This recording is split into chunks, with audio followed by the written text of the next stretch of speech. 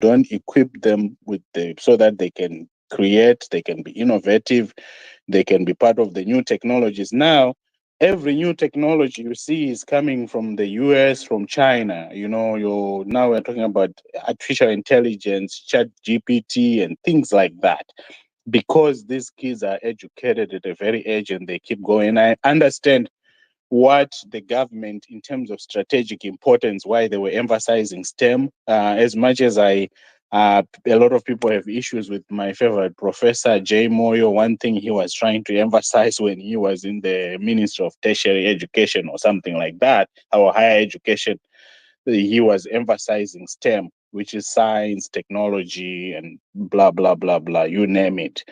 The intent is good. Even when you talk about color, the continuous education and stuff is to try to have kids be more productive. We want to make our society more productive, more entrepreneurial.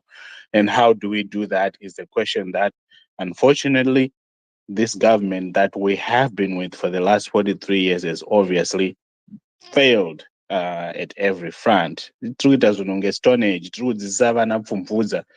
Whereas we should actually now have a situation where my automated irrigation scheme, mukauya kuyadhi kwangu kunoku payadhi, ndine automatic anonzi chinyi spray ekudiridza my yard, right? So and you can have a lot of automated things that you can be using in this day and age for agriculture. But because we are so way behind, and way behind is not an act of God, it's the choices we have made as a country. So that's why I'm just spending a little bit of time on this topic. I wish we could have I could have contributed more last week, but thank you. Those are my contributions in terms of what happened this past week of significance. The voters' roll inspection closed yesterday. Voter registration, essentially, if you're gonna vote this year, if you're not registered, you miss the train. You can still register to vote in the other upcoming elections, but not the August one. And that also shifts our focus. So instead of spending time trying to say people go register and vote, no, now it's, hey, have you registered? Are you going to vote? Who are you going to vote for? And why is it important for you to vote for this candidate? And why is it important to encourage your neighbor to go and vote on August 2023? It's not August 2023 anymore. Apparently, kuna ma hashtag atotanga. It's because August 23rd is supposed to be Freedom Day. So we are doing everything possible, and so that's one event that happened this past week that I think is important. Voter registration closing, voter roll inspection closing, and there was a lot of chaos.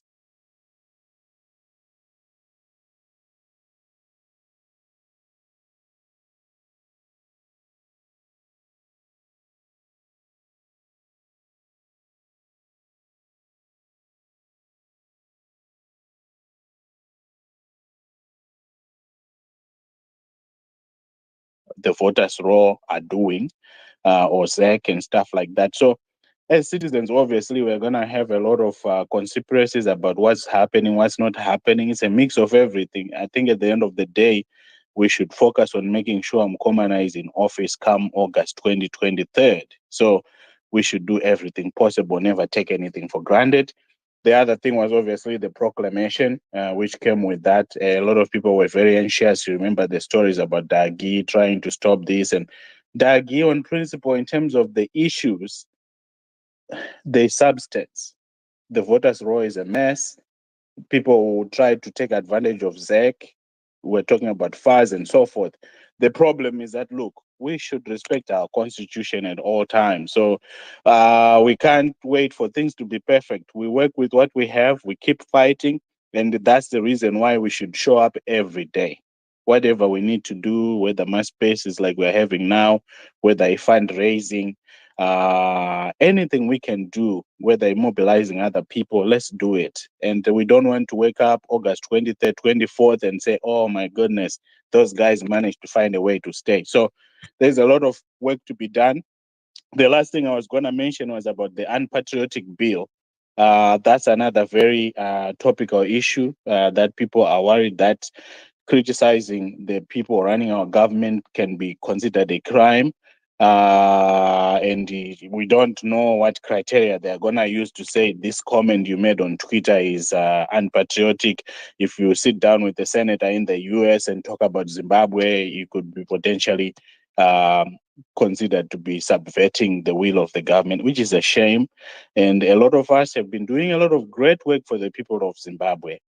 With or without the government's interference, we've been working, educating people when it comes to matters like health, raising awareness in matters that can help our citizens in Zimbabwe. So we're not going to stop that work because of this unpatriotic bill. If anything, people should use the unpatriotic bill to hold the gold mafia to account. The people who have been looting our resources, taking advantage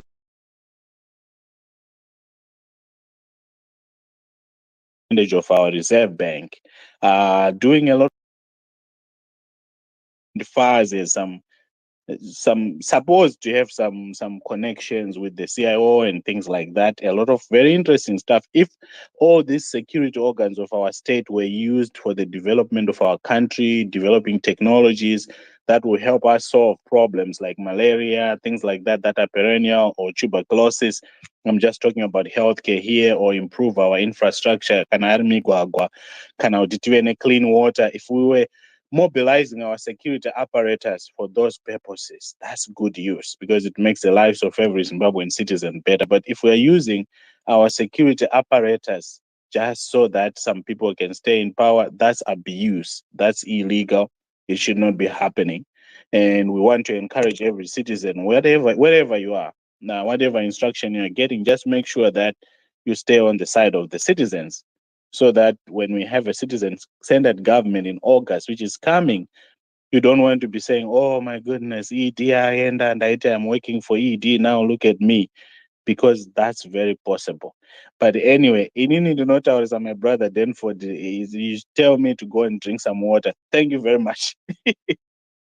Thank you very much, Dr. Ranga. Thank you for those submissions. And through the patriotic bill is an animal that we need to face head on. We should not be scared because it's meant to scare us and break us down. But we march forward, and we are reminded also through your submission to remain on the citizen's side.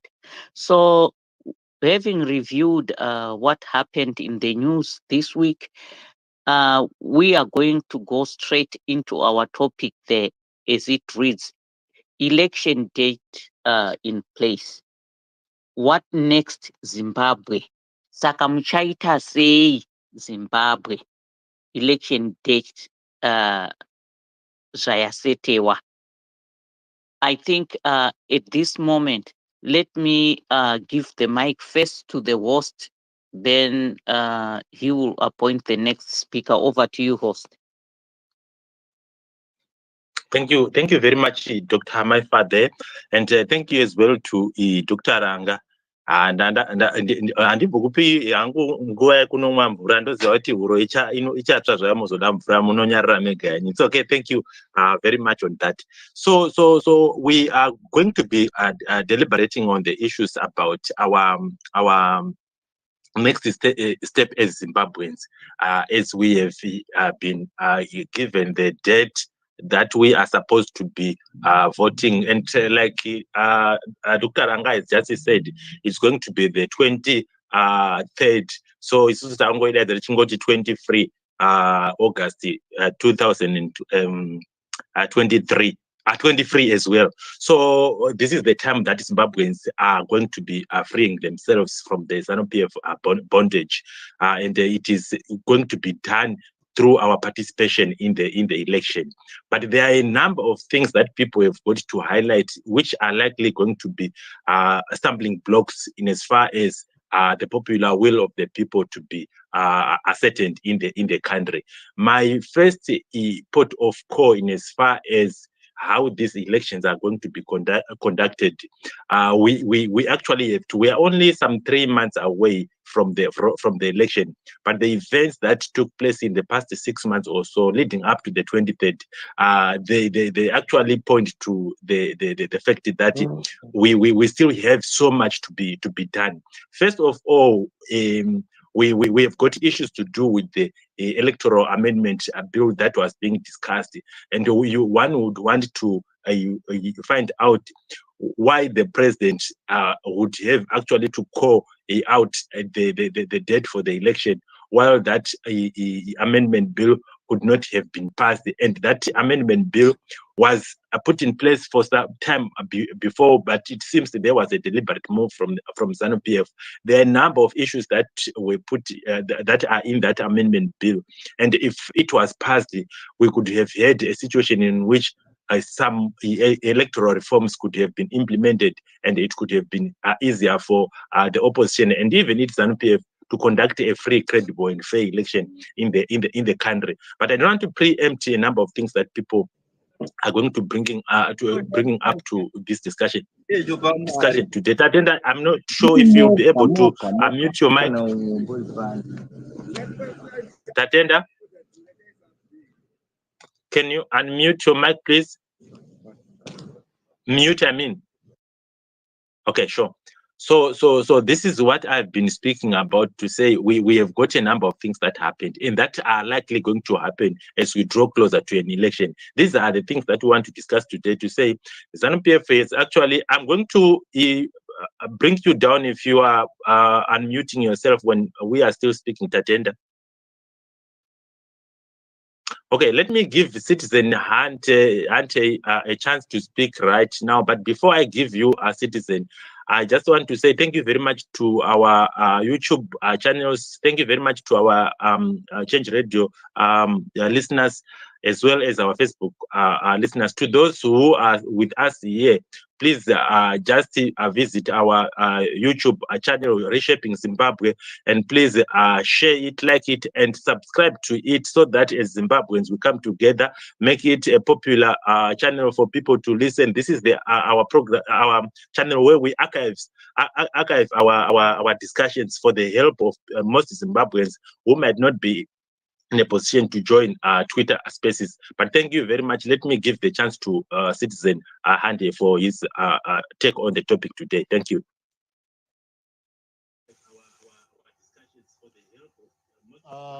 Thank you, Mkoma Denford. Thank you, Dr. Maifa, for the space. It's an opportunity again today for us to discuss our problems as a country, our issues as our national issues. 2023 elections, 23 August 2023 this year. I think this is the opportunity, and we should make sure that this opportunity is the final election, which we make sure we do not cry again. Our MPs try to bring new, better laws in Parliament. Our MPs right now, they try to defend the citizens' rights, but because there are not many, we only have 19 parliamentarians, maybe as CCC, and they are fighting against everyone else in the parliament. In the parliament, for you to win, for you to decide the way forward, you must have the majority. So people will vote after presenting all your facts. People will vote. So even if your idea is good, I think it resonates with that statement which says those who have power, they do not have ideas. Those who have ideas, they do not have power. So even if your ideas are good, even if what you are advocating for is good, it won't be able to sail through. It won't be able to win the ground because you don't have numbers. So they will now ask people like Honorable Chinotimba, who will just decide on the basis of his political part. But when you ask him now, this we have set up this law. What does this law mean? He cannot even explain it to the to the extent you understand. So this is the situation we are in as Zimbabweans. We are like people who locked a house outside and throw the keys through the window. Now that we have an opportunity to get inside the house, we are setting to go back to zero on the 23rd of August. We are now going back to square one now to decide again. So it's on our own. It's in our hands now to decide where we want to see it going, where we want to see our country going. And I can say a lot of things that have been happening or that are happening, but I think for the opening remarks, since I'm the first person to comment on the topic, let me end here. But this is the opportunity we have. I just reflected on an issue which I which recently happened. The amendment bill, the electoral amendment bill, and the patriotic bill. The patriotic bill comes with a heavy restriction on the local citizens and on the citizens of Zimbabwe who are local and who are abroad. So you have your own MPs who you voted into parliament. They now have a chance to defend you. But if they are not enough, if they are not many enough, they cannot do anything. They can have all the ideas. They can be top professors. They can be top lawyers. But if they are not, if they are few, they cannot make decisions. So it's up to us Zimbabweans. We need MPs, the people who voted for the bill, the people who voted to destroy our, to bring more restrictions on our lives as citizens of Zimbabwe. We're just 99 out of 210 MPs. It means that if we had more numbers, we could have been changing things, even if we do not have a president there. So this is what I wanted to say. Thank you so much for the opportunity. Thank you very much, Citizen Hande, for your submission. And let me invite people to request for the mic. If you have anything to say, you are quite free to say your submission. And we want to find possible solutions to the problems that we are highlighting. And like Citizen Hande has mentioned, this is a chance for Zimbabweans to solve a problem that has nagged them for decades. This is a chance for Zimbabwe to bring restoration to their lives and a chance for Zimbabweans to bring hope to the future generations. We, the current generation, might not have enjoyed much of Zimbabwe being a beautiful country, but let's make it possible for future generations to enjoy that motherland of ours by voting wisely and voting for the right people so that there's change in Zimbabwe. I'm also, surprised to say as we go towards elections. Yesterday, I was listening to uh, VOA News, Voice of America, and our Zimbabwean president was actually threatening to ban the use of foreign currency, ban the use of the US dollar and go to the Zim dollar only. And I was asking myself a lot of questions. Do they really themselves even know how the currency looks like? And as we go towards elections, these are some of the things that people should be considering in their minds to say it's not about voting for the person that you like or that you know. It's voting for somebody with the capacity, with the ability to bring positive change. It does not matter whether that person is green, yellow, or pink. What we want at this moment is positive development. We have suffered enough, some of us.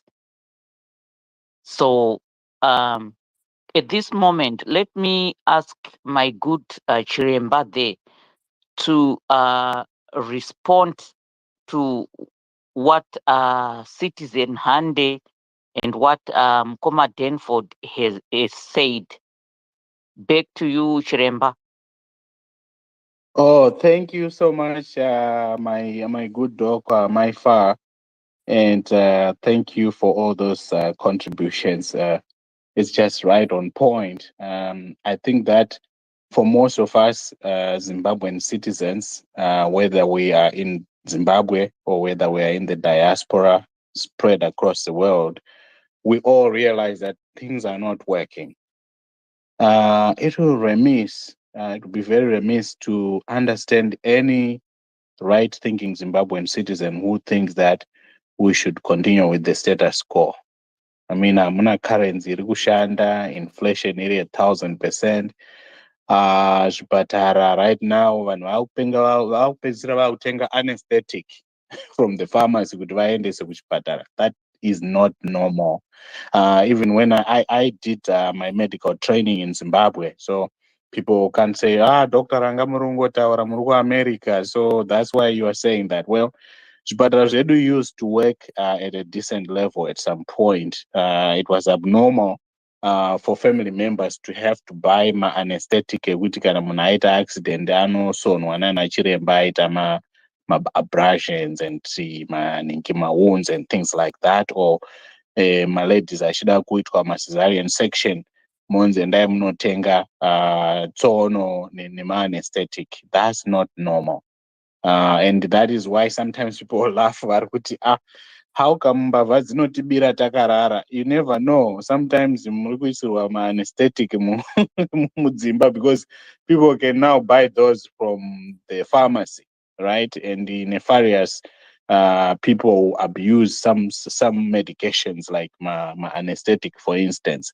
So it's a very serious matter, and we have seen that with even my prisoners were released. That's another thing that has happened in the last 2 weeks, where they released my rapists and stuff who should never have been released from jail, but they were released. Some of them, I think I saw an article in the Herald today that said some of those have already committed some crime and they are being locked up again.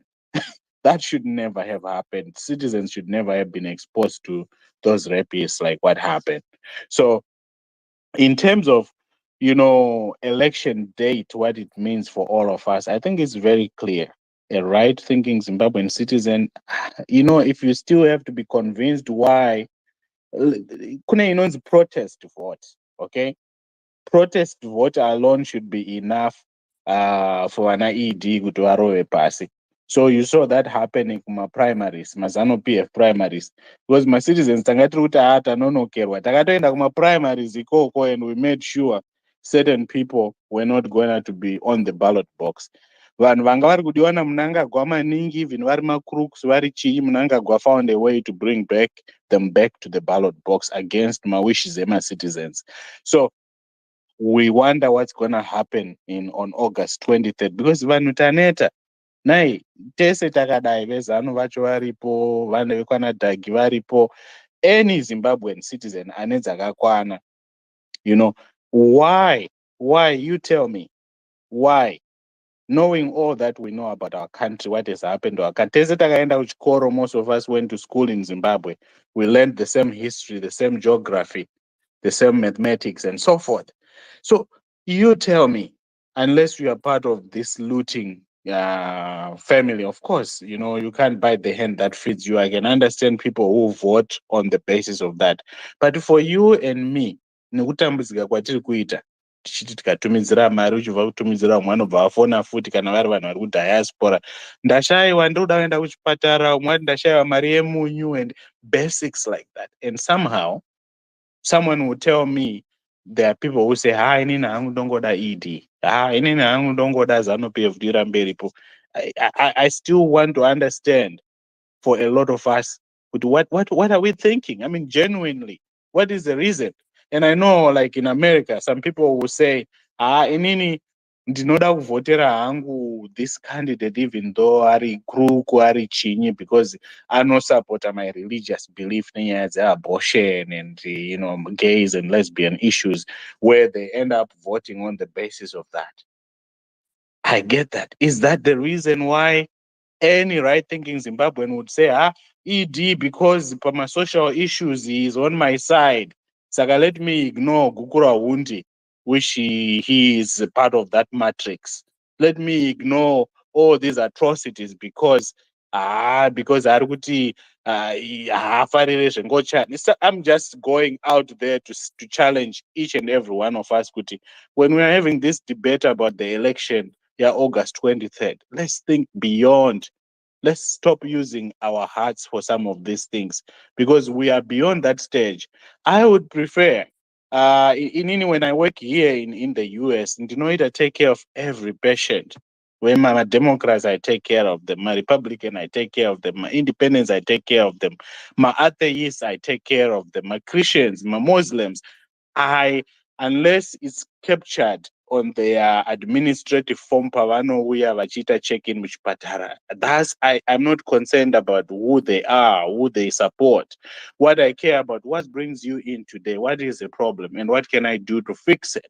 And for us as Zimbabwean citizens, all these choices about religion and whatever we care about will come after we have a government that works for us, that makes sure vana vedu vari kuenda kuchikoro vachiwana a decent education like used to be there before. Kana tarwara and we need to be in the hospital, we get mahospitals anoshanda. Okay, we have health insurance yokuti handibhadhare health insurance. I can tell you a story. Okay, ndakaisa my father on health insurance maybe ikaita a year or two vari pahealth insurance.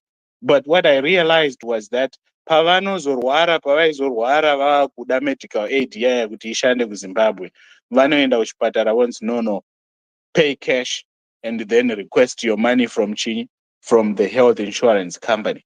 So in the end, I'm like, I'm better off taking the risk yokuti kana baba vakazorwara, instead of me paying all this money upfront and ndisingazivi kuti chauya here, I would rather keep that money, invest that money, kana baba varwara, then be prepared to spend the money. And in the end, we ended up, when he eventually got sick, which we were anticipating, which will happen to all of us, we ended up spending probably 15 grand or something like that for his 1 week length of stay or something like that in the hospital.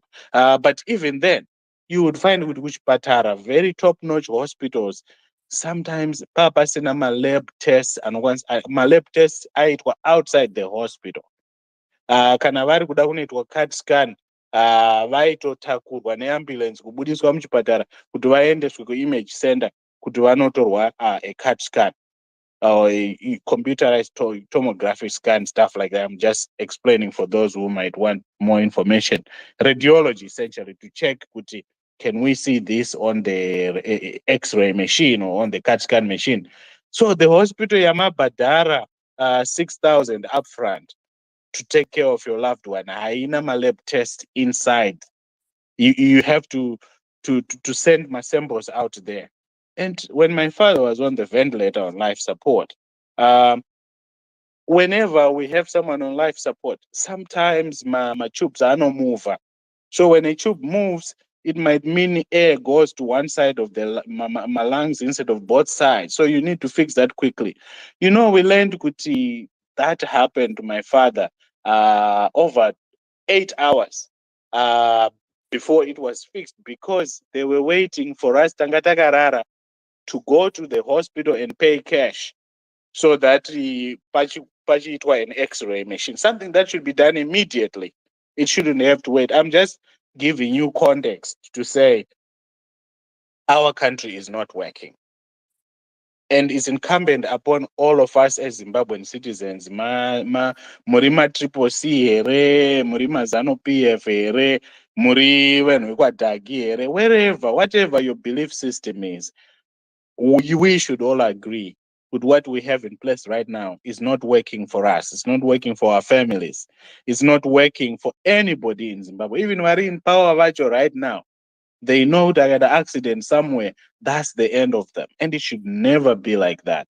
So that is why I think when we talk about what's next Zimbabwe, it's very important to understand why those in power today who spend supposedly 240 million US dollars. Irunza ED and this money that was mentioned by Gold Mafia, his personal money. I don't know of any presidential candidate anywhere in the world, even the richest nations on earth. Vana Biden amukabvunza personal money I spend to run as a candidate in America, Imari. You'll be very surprised. But my brother and my sister, Dr. Maifa, were talking about the cause.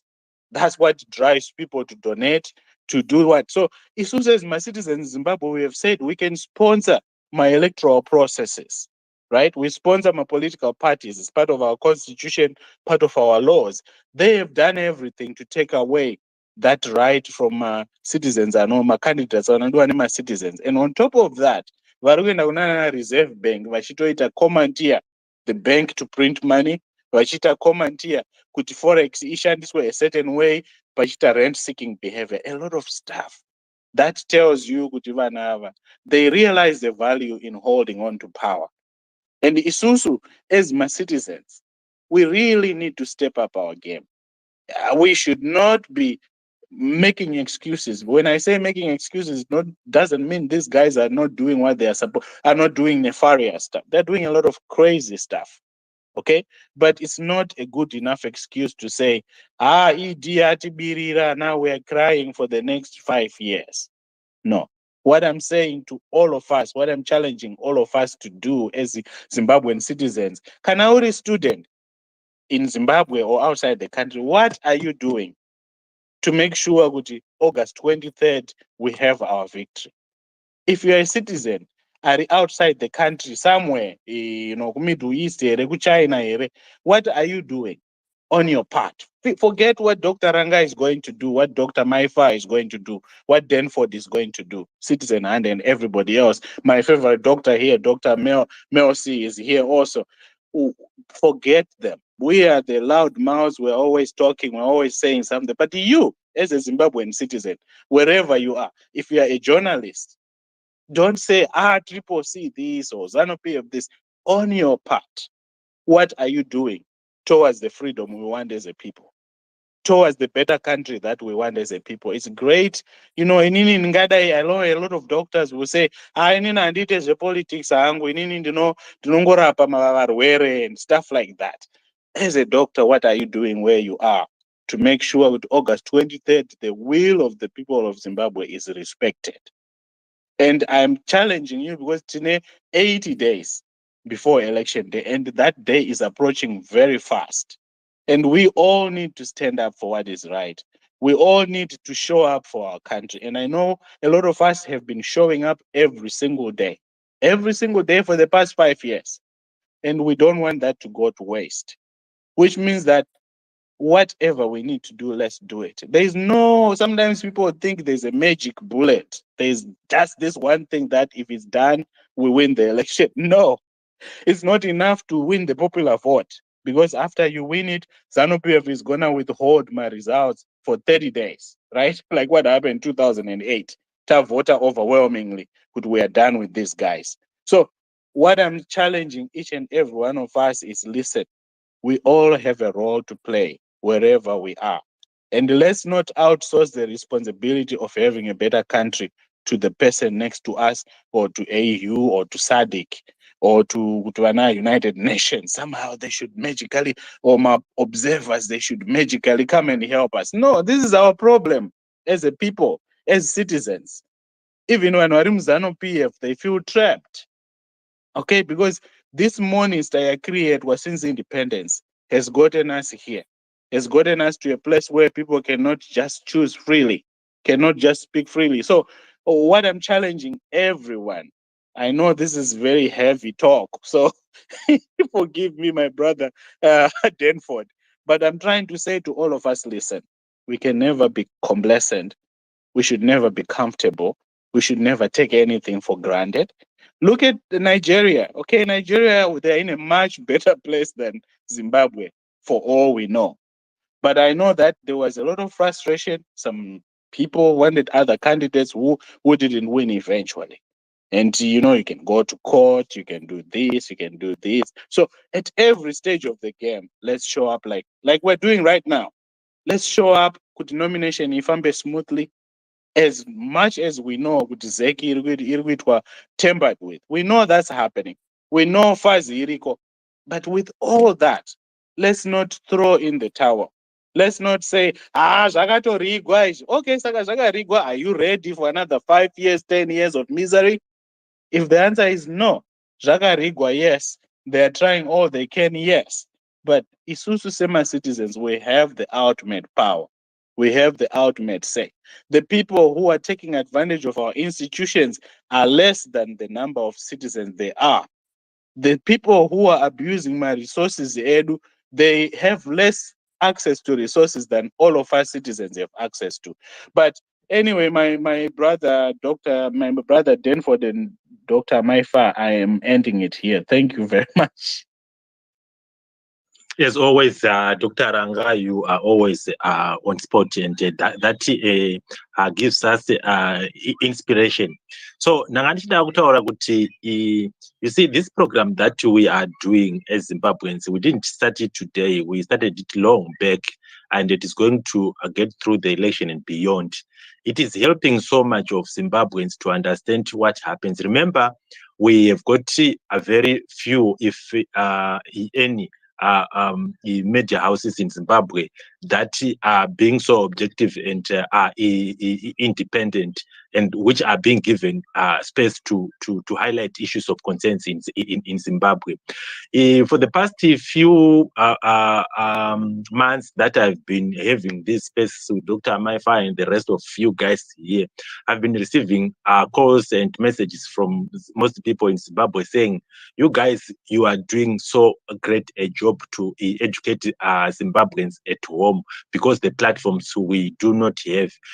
We are listening to the Voice of America. We are also listening to some of the programs that come through social media. Like I said before, that vanhu vari kumusha vamwe vacho havakwanisi kuvaura vanozvinzwa. Some people would say space it's mostly constituted by people mostly in the diaspora, and sorry, it doesn't help. It is only confined to us. But as I said before, that we have got Facebook that is also making it possible for people in the remotest parts of Zimbabwe to hear and understand what is happening, and it changes the mindset of people, especially as we are getting closer to the election, for them to understand what is happening and what has to be done. So we need to continue.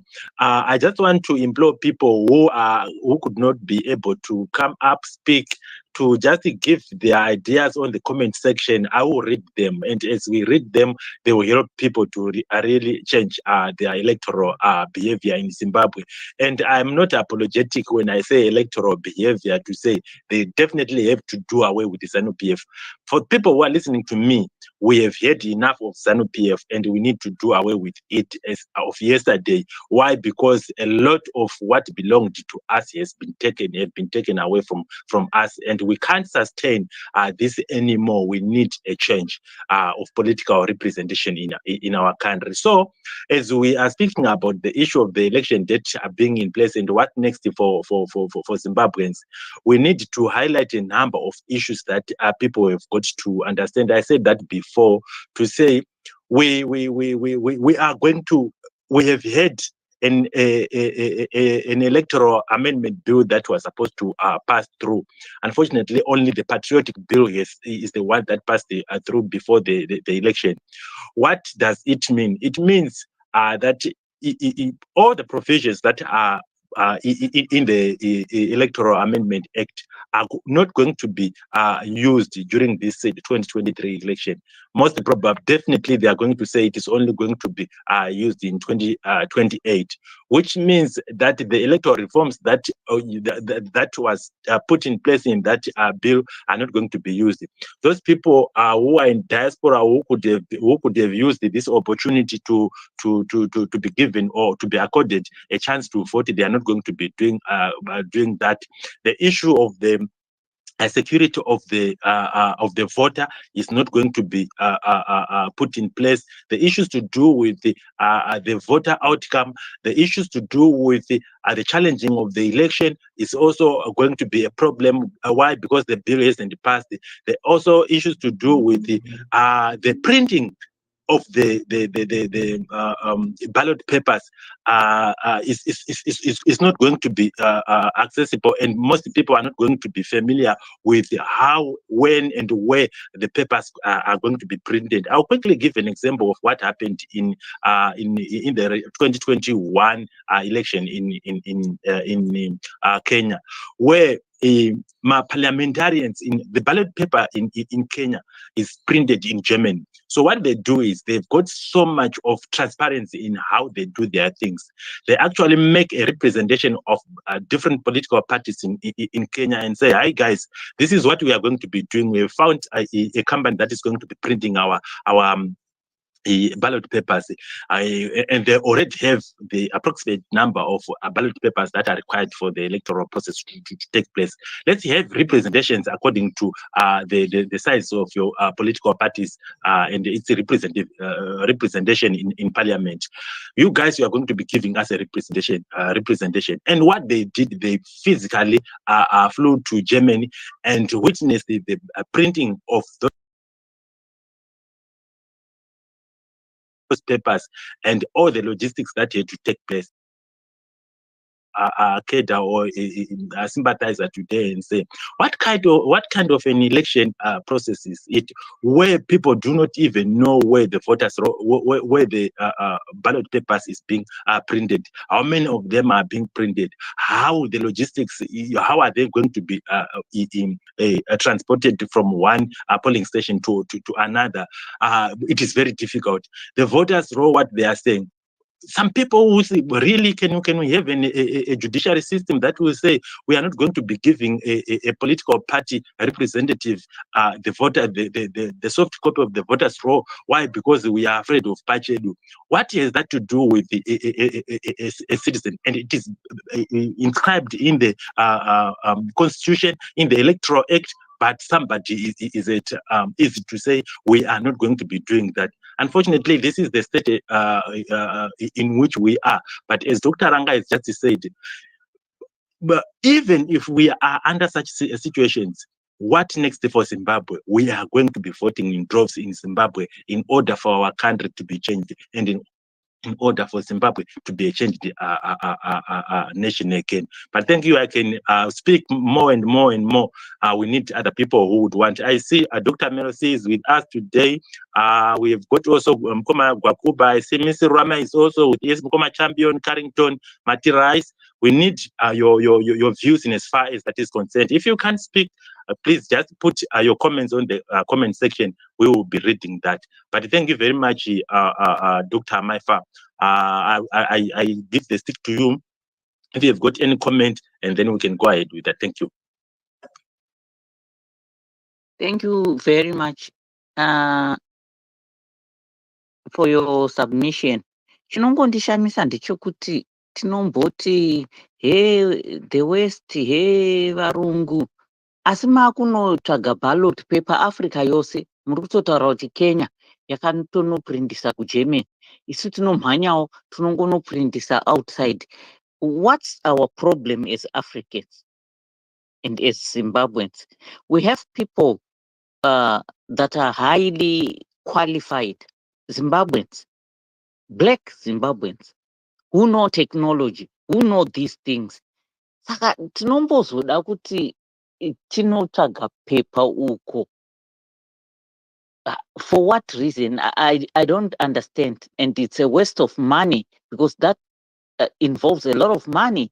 We could be doing this and having more transparency if the political parties in Zimbabwe that are involved would be involved in the process. It would have been much better than having to,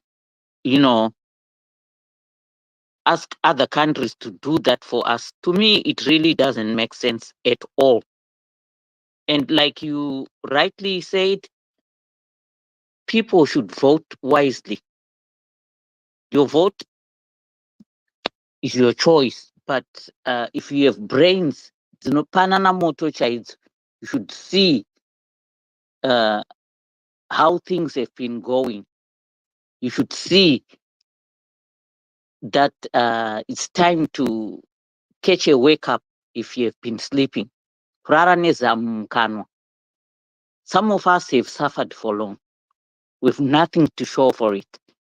And we know where to put our vote. If you don't have the capacity to go back and vote, then support those who are able to go and vote. Support them by encouragement. If you need to sponsor them with bus fare wherever they are, do the right thing. Let's do the right thing because we know what's right. Let's not be greedy. Kungotengwa nemari and we do the wrong thing. It's a thing of the past.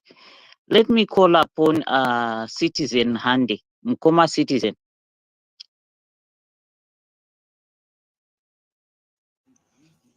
Thank you. I'm going to now to talk more about the situation in our city council. So here we are as citizens. We have a constitution, and we have the laws that are being or the bills that are being made by the parliament. They are trying to integrate what we already have or to connect what we already have. Like we already had elections, but the elections alone are not sufficient when other citizens, like those in the diaspora, are not able to vote. Yet they contribute a lot in terms of taxes through diaspora remittances. So we need to have now to make it legal that those people, they also contribute or they also add their voice maybe on the presidential or even the MPs and maybe the local councils. So ZANU-PF as a sitting government or as people who are in government, they try by all means to block any other loopholes that may remove them from power or that may lead to the opposition's victory. So knowing that, what we have to do is we have to make sure that we work with what we have.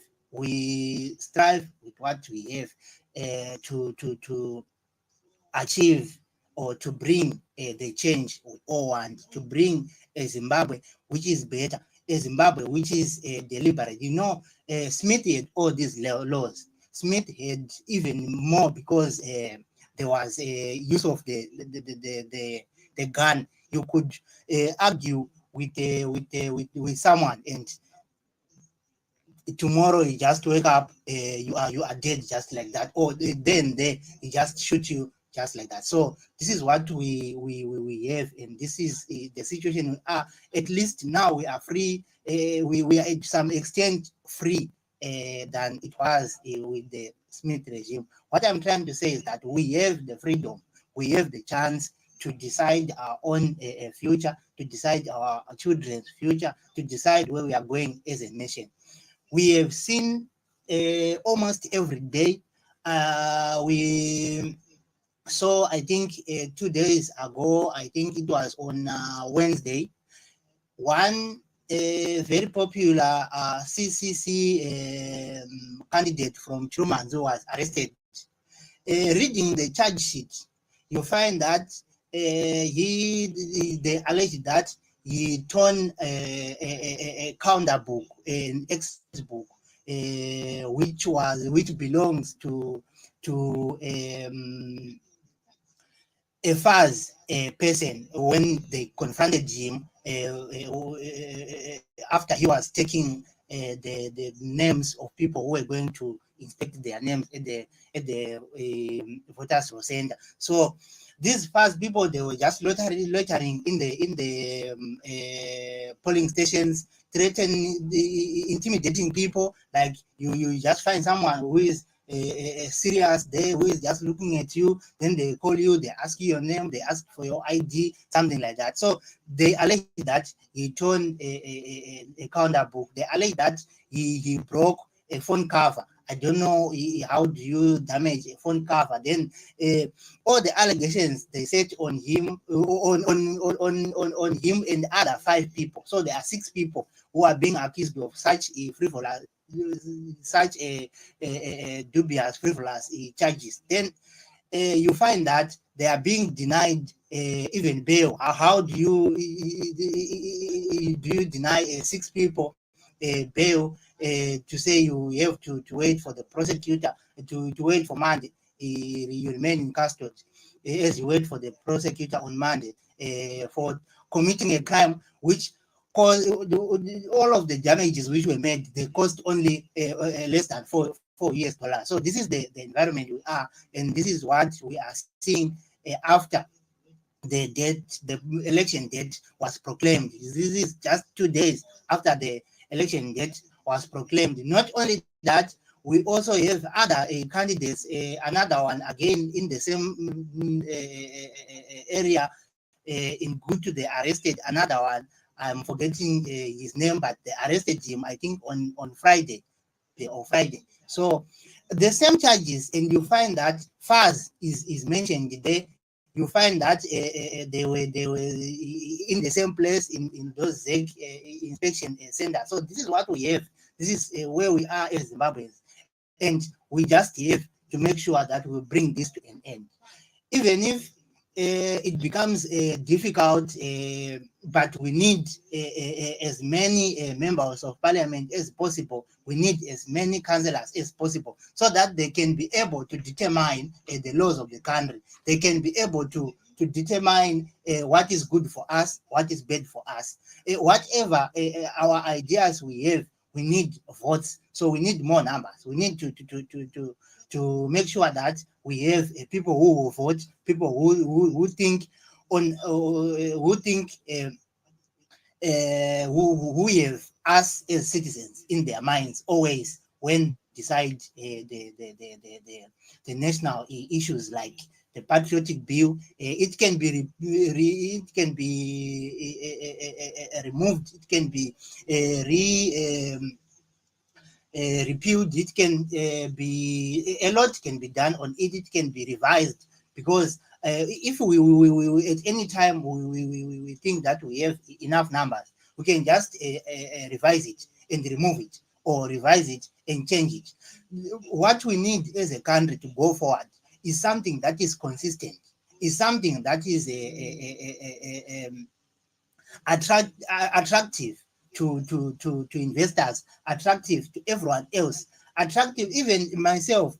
I'm hearing that the people who are being arrested today, they are businessmen like Mr. Chesa of Chilumans. He's a well-established businessman. Then how can he continue with his business in the same country where he's being persecuted just like that? He's being persecuted for allegedly turning a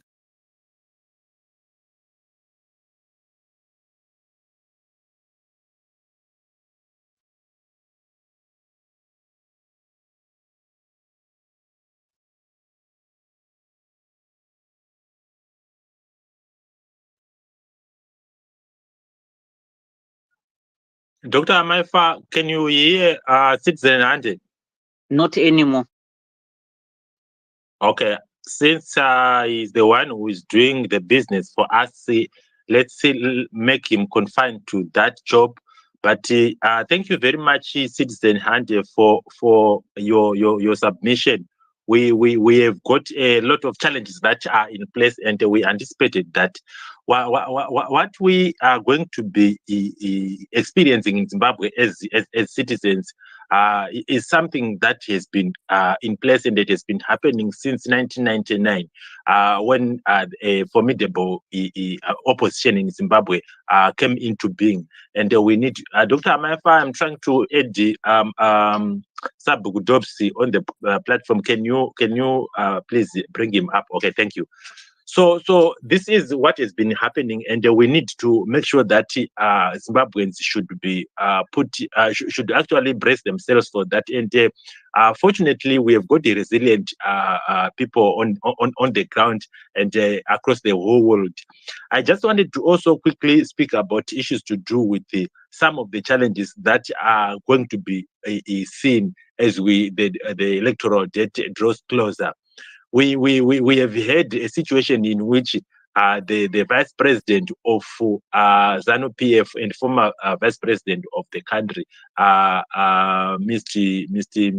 Mohadi, speaking to at a particular function, speaking to chiefs.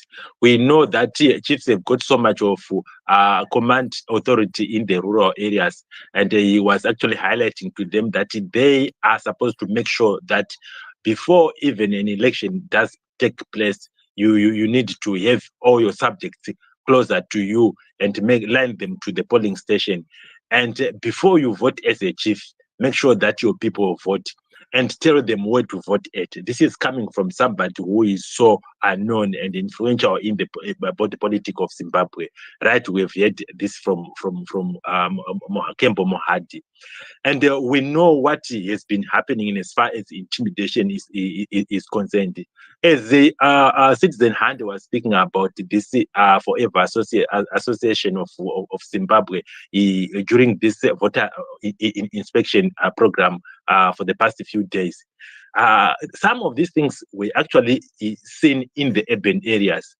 People are being intimidated in urban areas. So just imagine a situation in which people are being harassed in the urban areas, and when these guys go to the rural areas where people are so vulnerable in as far as political violence is concerned. And this reminds me of what happened between 2005 and 2008, when we used to have these border case people literally taking the law onto their hands. And I vividly remember what they used to do, to say when they go to the police station, they could literally take over the police station, and the police officers, you would actually do as they wish, because they can bring opposition activists there and say put them into cells. Officer in charge doesn't have any say in as far as that is concerned. A police constable cannot have anything to say in as far as that is concerned. Sergeant, inspector, and so on and so on, they wouldn't even say anything. Why? Because our country hasn't got so much of the rule of law in as far as election is concerned. What the police would simply do is, when when somebody comes, a complainant does come to the police station and say, I've been we have had some people coming to do bad things at our house, and in the name of politics, and the police officer will simply say, no, if this thing has anything to do with politics, our hands are tied, we can't do anything, and you will simply go back. Why? Because ZANU PF has made our security clusters being into the arms of ZANU PF. So it's something that we anticipate, and as Zimbabweans, we have got to make sure that we brace ourselves for that. That is the reason why the President Nelson Chamisa highlighted the issues to do with the Mango strategy. He is not dumb. He is not part of the dunderhead that we have in ZANU PF. Why? He knows, he cares about the welfare of our people. Lastly, I think I need also to speak about issues to do with the assisted voters in this electoral process. To say, you have This we noticed it in March by-elections, where a headmaster would literally come to the presiding officer and say, I am unable to write, I am unable to read, I need to be assisted by the polling officer. What is it that, and we need to brace ourselves for that. This is what is going to happen in Zimbabwe's electoral system. But thank you very much, Dr. Amaifa. I want to give the stick back to you and pick up somebody who's going to be speaking next. Thank you. Thank you very much, host. We appreciate your submissions. And thank you very much, Citizen Hande.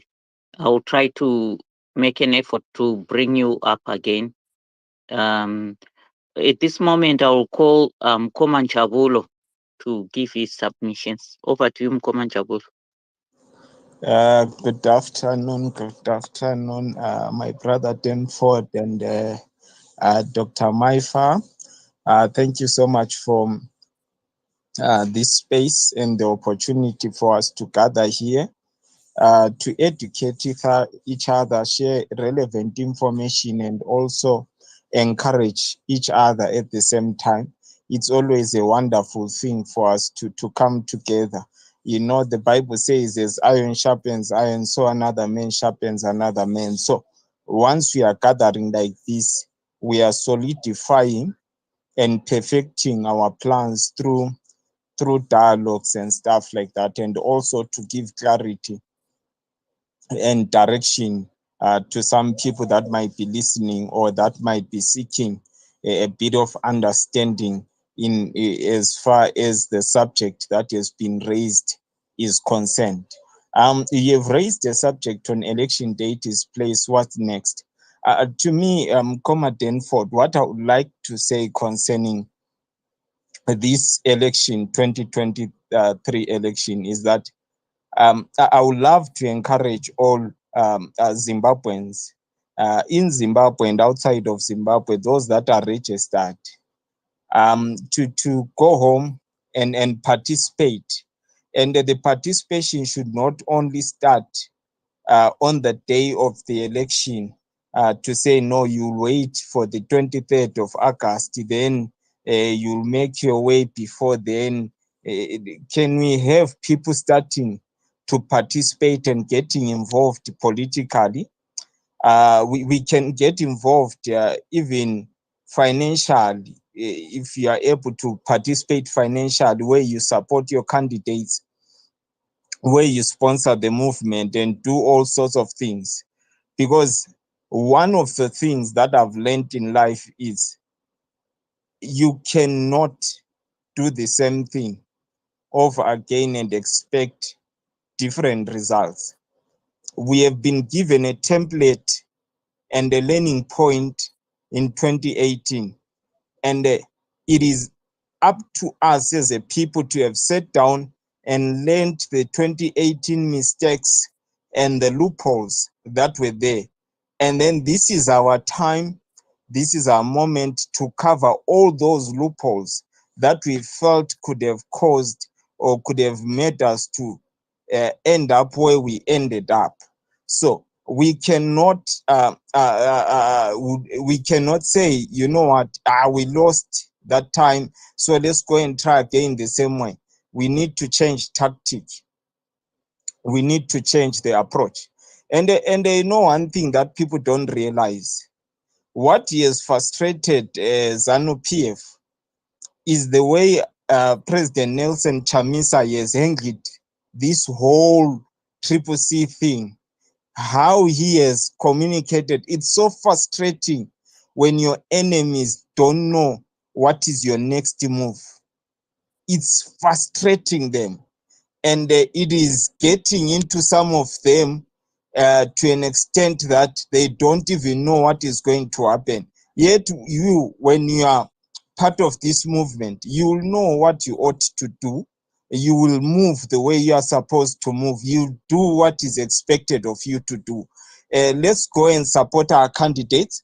I was happy today when I saw some of the people, they were in my area in what's this one, in Makandeni Luveve constituency. I was very excited because I saw familiar places and areas. I was very excited that they are just going in, and then we are doing the harvesting, and they are educating the voters. And I'm hoping that the same is also happening in some parts of Zimbabwe. One of the other things that I would like to also raise is this, is that let us not be intimidated or be afraid. If we are what we are, we should carry ourselves the way we are, because that's what we are. And with what happened in 2018, we know what we are. We are winners. And let's carry ourselves in that manner. Let no one intimidate us or tell us any other ways, because I strongly believe that 2023, this is the moment of change in Zimbabwe. And most of the people don't realize that this is a turning point for the nation of Zimbabwe to introduce new things, to introduce new systems to the people of Zimbabwe. So I'm so much excited when the date was announced. I knew it's time for us to move. I knew it's time for us to start applying all the things that we wanted to apply and move and allow this thing to go the way we want it to go. So people shouldn't, and I've heard a lot of people coming up, and I want to warn people. I've heard quite a number of people that when we are in spaces, they come up and say, no, voting does not work. Voting, guys, it's going to work. We want it to make it the new norm in Zimbabwe, that Zimbabwe will never be challenged, or the presidential will never be changed through a gun. But the presidents of Zimbabwe, from this day forth, it shall be changed through the ballot box. And we are going to set that standard for Zimbabwe. We know ZANU-PF has failed to set that standard, that even when they have lost, they have refused to surrender power until guns are pointed at them. But we want to show them this 2023 election that, you know what, Zimbabwe, bakaifira kudhara, so that no one should die after independence. So we want to bring that standard and those values of the liberation struggle. We don't want any blood to be shed because we are in power as CCC. We don't want people losing their lives because we are in power as CCC. We want to introduce a new culture, a culture of love, a culture of smart working, a culture of unity, a culture of embracing everyone from all walks of life, so that they find comfort in being Zimbabwean. We want people that will have that freedom to even express themselves, to say, me, I love being Zimbabweans because I can criticize my president, and then if he feels that he can change what I'm being critical about, he will be able to change it. So we want this for Zimbabwe as our new culture. And I'm so happy to have seen Coma Denford. A lot of our people, especially because I belong to Bulawayo, I get in touch with a lot of our people that are in this side in Bulawayo. I've seen the wonderful work that is happening on the ground. Don't let people tell you otherwise. Manyepo eban bezanu PF pachiwe kuma platform kuti triple C is no way.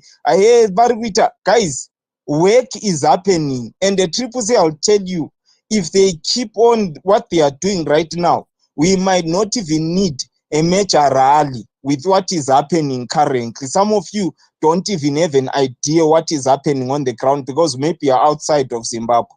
Guys, Triple C has gone into houses in Bulawayo.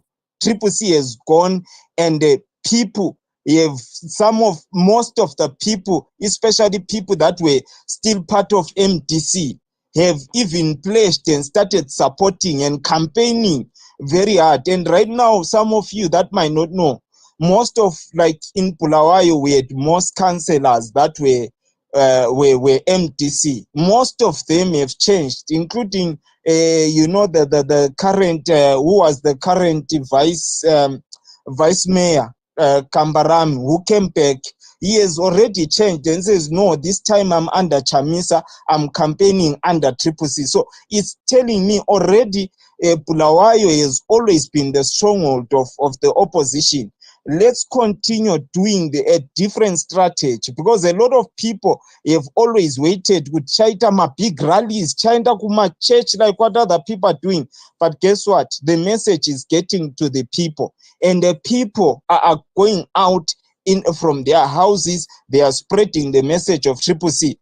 The other day, some of you that were follow on Tutuzi Matutu, one of our journalists in Bulawayo, you saw what Triple C did with the flyers.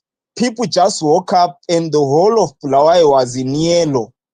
Nema flyers, stating our policies as Triple C, stating a whole lot of things that Triple C believes in.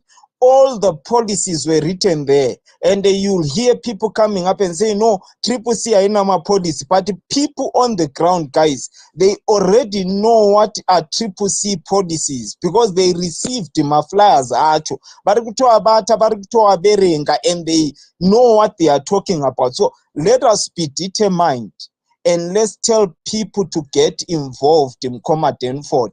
Let's not even worry nyaye rigging, because nyaye rigging, we are sorting that one out as Zimbabweans. We learned from this one. We learned from 2018.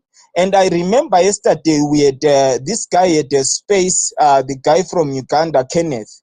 You know, I listened to a lot of ZANU-PF people speak, because you know the beauty of anything, it's when your enemy overshares the information and exposes himself. You know, Baba Shona went up to the platform, and what did he say to that guy, Kenneth? He said, you know, in 2018, the opposition didn't field enough polling agencies. This is why there were discrepancies. Why should there be discrepancies when ZEC was facilitating a free and a fair election for everyone? Some of you need to go back. If that guy recorded the space, go and listen. And I've heard a lot of ZANU-PF people say that thing with Triple C didn't have enough polling agents. And this year, we will make sure that we have enough polling agents, because ZEC they have told us in disguise that you cannot trust ZEC NEMA polling agents as ZANU-PF overseer Rebecca and expect them to bring fair results where ZANU-PF has lost. This is why we need polling agents to be in every polling station, so that we get fair results. So this is why I encourage people, let's donate, let's get involved, let's make sure that we encourage people to even start signing up voluntarily, so that we know Guti Isusu, those that won't be there on the day of voting, especially in rural areas, we have enough people that are going to safeguard the vote. That's all we need to do. The Mkoma Denford, nyaye popularity in Zimbabwe, a message at Triple C.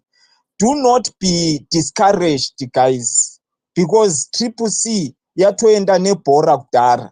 People know, people are singing. This is why you find Chamisa hasn't held a big rally in Zimbabwe to say he has started my campaigns.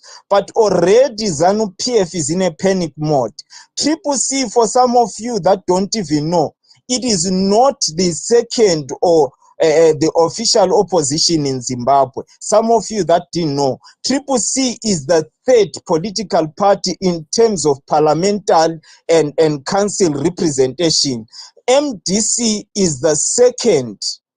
But why is it Triple C is already giving them headache when they when it is not, it doesn't even have much representation, both council and parliamentary? So it already, and if you listen to when they were doing the parliament on Tuesday, already he was asking the Minister of Defense to say, Why are you so worried? And you are talking about Chamisa in parliament so much that you had to mention Chamisa's name 11 times in parliament, yet Chamisa is not in parliament and is not here to represent himself so that he can respond to issues that are being raised. Where have you seen that the least or the smallest opposition is being talked about more? Monzora is there as the official opposition. Why are they not mentioning him? You don't need any greater sign than this to see that the man who got 2 million votes in 2018, when we had almost 4 million, 4.5 million registered voters in 2018. Now we have 6.5, which means we increased by almost 2 million. So we have a possibility to inspire the new voters to on top of the 2 million that we had, that we can garner victory. Victory is certain and victory is definite for us. So the way forward for us as Zimbabwean, let's start spreading the message of love. Let's start spreading the message of CCC, and let's continue to be resolute as a people, and let's do what is expected. You know, Mkoma Denford, one thing that I love about CCC is this: isusa tina structures, tinoita zwatinoda. If I feel like right now standing up and going to the guys that are campaigning right now in my area, I just go there to them and bless them and give them and sponsor them with, guys, what you are doing, it's a good job. Here is man. I don't have to even wait for Chamisa to tell me what to do in my area. And the people that are contesting in my area, no one even imposed them on us as people for Luveve Makande. No, we selected them for ourselves. Isusu, these are the people that we want. The party didn't even bring any names. We selected them ourselves. So I'm very happy because the movement at the end of the day belongs to us as the citizens. So let's carry the responsibility of the movement the way it was intended for us to carry it. It was intended for us as the citizen to control the movement. So let's go to this to our respected areas. Let's go and control. Let's go and be responsible. Let's go and contribute. Let's go and share innovative ideas. Let's form groups. Let's formulate groups, and let's do it for Zimbabwe, because a free Zimbabwe is good for everyone, Denford, including ZANU-PF people. They have lived under the same bondage. That's why they have batoshane mashoko ekutaura kuti this is why they are constantly blaming everyone for the misery that is happening in Zimbabwe. You cannot always be constantly pointing fingers at other people because of your failures. Isusu, we want leadership that will take responsibility, the same responsibility that they've given us, like right now as citizen. Right now, I cannot be saying CCC Kaluza in Makanden, where I come from, Makanden Luveve constituents. I'm now going to blame Chamisa. How do I blame Chamisa when that area has been given to me? So it becomes my responsibility to make sure that CCC garners victory in my constituency. As a person, I'm not going to be running kutotswaka kuti who is the leader here. I am the leader. My neighbor is the leader. The next person is the leader who's supposed to take responsibility and ownership for what is happening in CCC in their constituents. So let's carry the movement with the same passion, the way it has been given to us. Thank you, Mkoma Denford and Dr. Amai. Well, thank you very much, Mkoma Njabulo. As you were speaking, I was thinking about how you eloquently spoke about the way in which ZANU-PF operates, and on that time, Kumunamato, you were speaking about pastors for ED, and you rightfully said, even if CCC gets into power, and there will be some people who will say we have got pastors for Chamisa. I won't subscribe to that. And this is resonating to what you are really saying, that people have been given in a chance that they need to choose people for them for themselves. We still have people who are abusing the name of the Lord and saying we have got pastors for ED, praying or actually role modeling somebody in the name of the Bible. So thank you very much, Mkoma Jabulo, and it's so consistent with what we believe in, that Zimbabwe has got to be changed because our country has just been taken to the dogs. Before I quickly go to one of the people who is going to be speaking, it is important that I just highlight that I was listening and I was participating in yesterday's program for Kennedy Wandera, when there are some people who were bringing about some of what they were allegedly saying are the achievements that were brought about by their ED, and I was surprised people bringing about issues to say what are the programs that Chamisa is and policies that Chamisa and Triple C are supposed to be bringing in Zimbabwe. Suppose that they win in 2023. Some people went on to say we don't believe in the programs of saying we need to improve our road networking system. We need to bring about spaghetti roads. We need to bring infrastructural development. Why? Because the most important thing that they believe should first be done is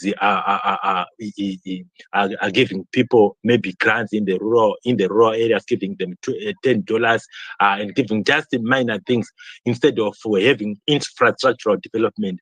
But my question to those people, kind of assertions, is to say, but if you are saying that Zimbabwe hasn't yet to the level of bringing about the out of the state roads in the country, because it can't be comparable to countries like South Africa and other countries in the region and as well as in the world, is to say it is as a result of ED, ZANU-PF, and even the late Mugabe, the non-development of Zimbabwe. Because if you say we have not yet reached a stage when we are supposed to have a road networking system that is equivalent to other countries, then it is your problem. It's your problem because you haven't developed Zimbabwe to come to such an extent that Zimbabwe has got to. So if you've got a political alternative that is bringing that is telling you that what I'm going to be bringing is out of the state road networking system, yes, it has got to be. It has got to be. And those people that you would want to give the $10 or so as social grants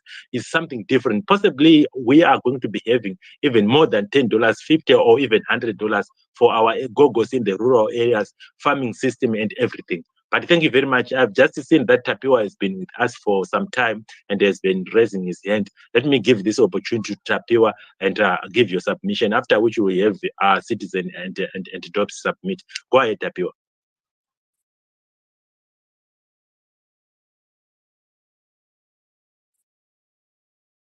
Tapiwa, are you there? If you are there, can you unmute and speak?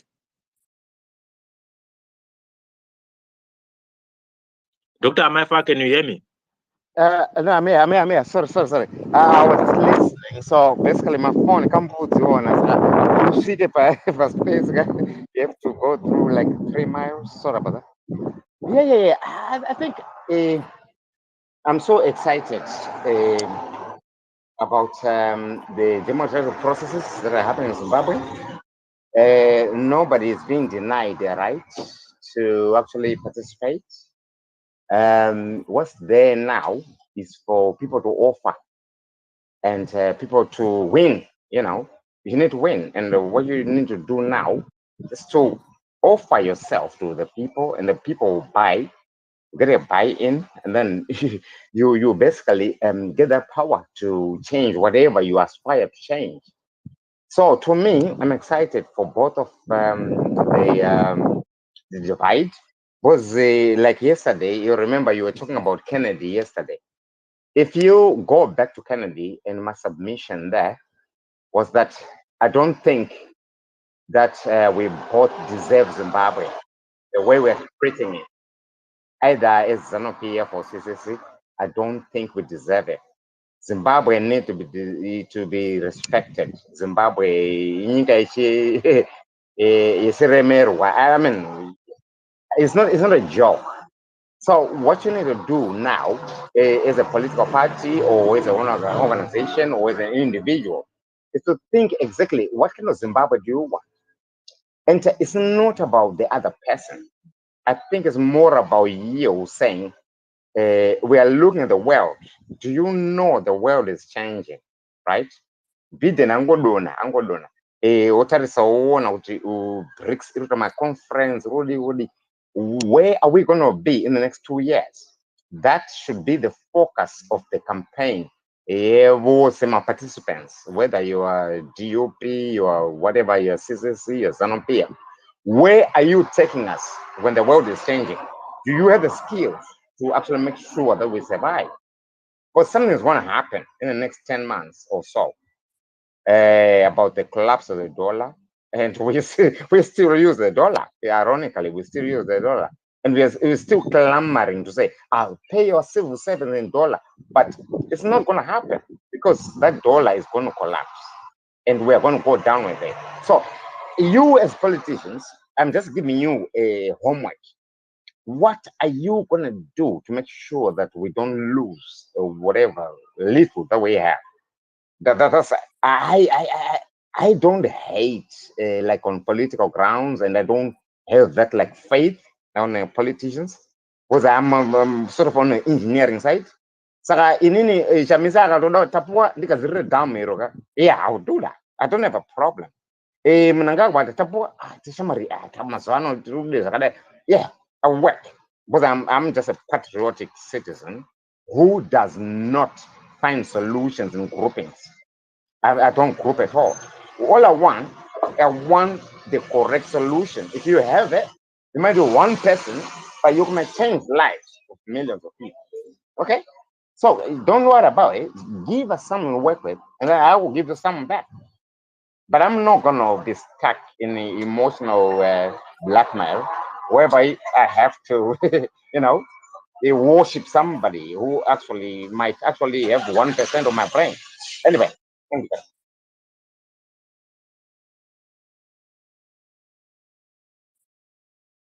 Thank you very much, Koma Tapiwa, for your submission.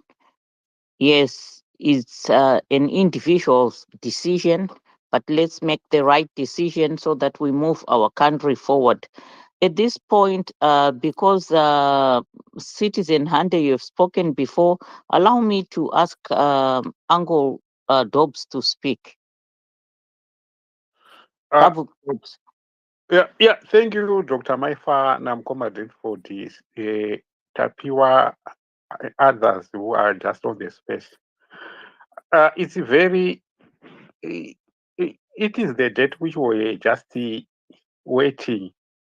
But then when we say what next for Zimbabwe, we have to look at the current situation. We can say that nobody is denying the right, like what Tapiwa is saying, but that is not the fact. The fact is that other people are being denied the right because their names are being removed at the voters' roll. And I understand CC is taking court action to try to correct that, and I've been participating, trying to have some people have where they can print their affidavit and have them commissioner of oaths, because police commissioners of oaths are not willing to satisfy those forms and so forth. And we have that. We have other organizations which are just harassing our own people, particularly FAS, just somewhere else everywhere.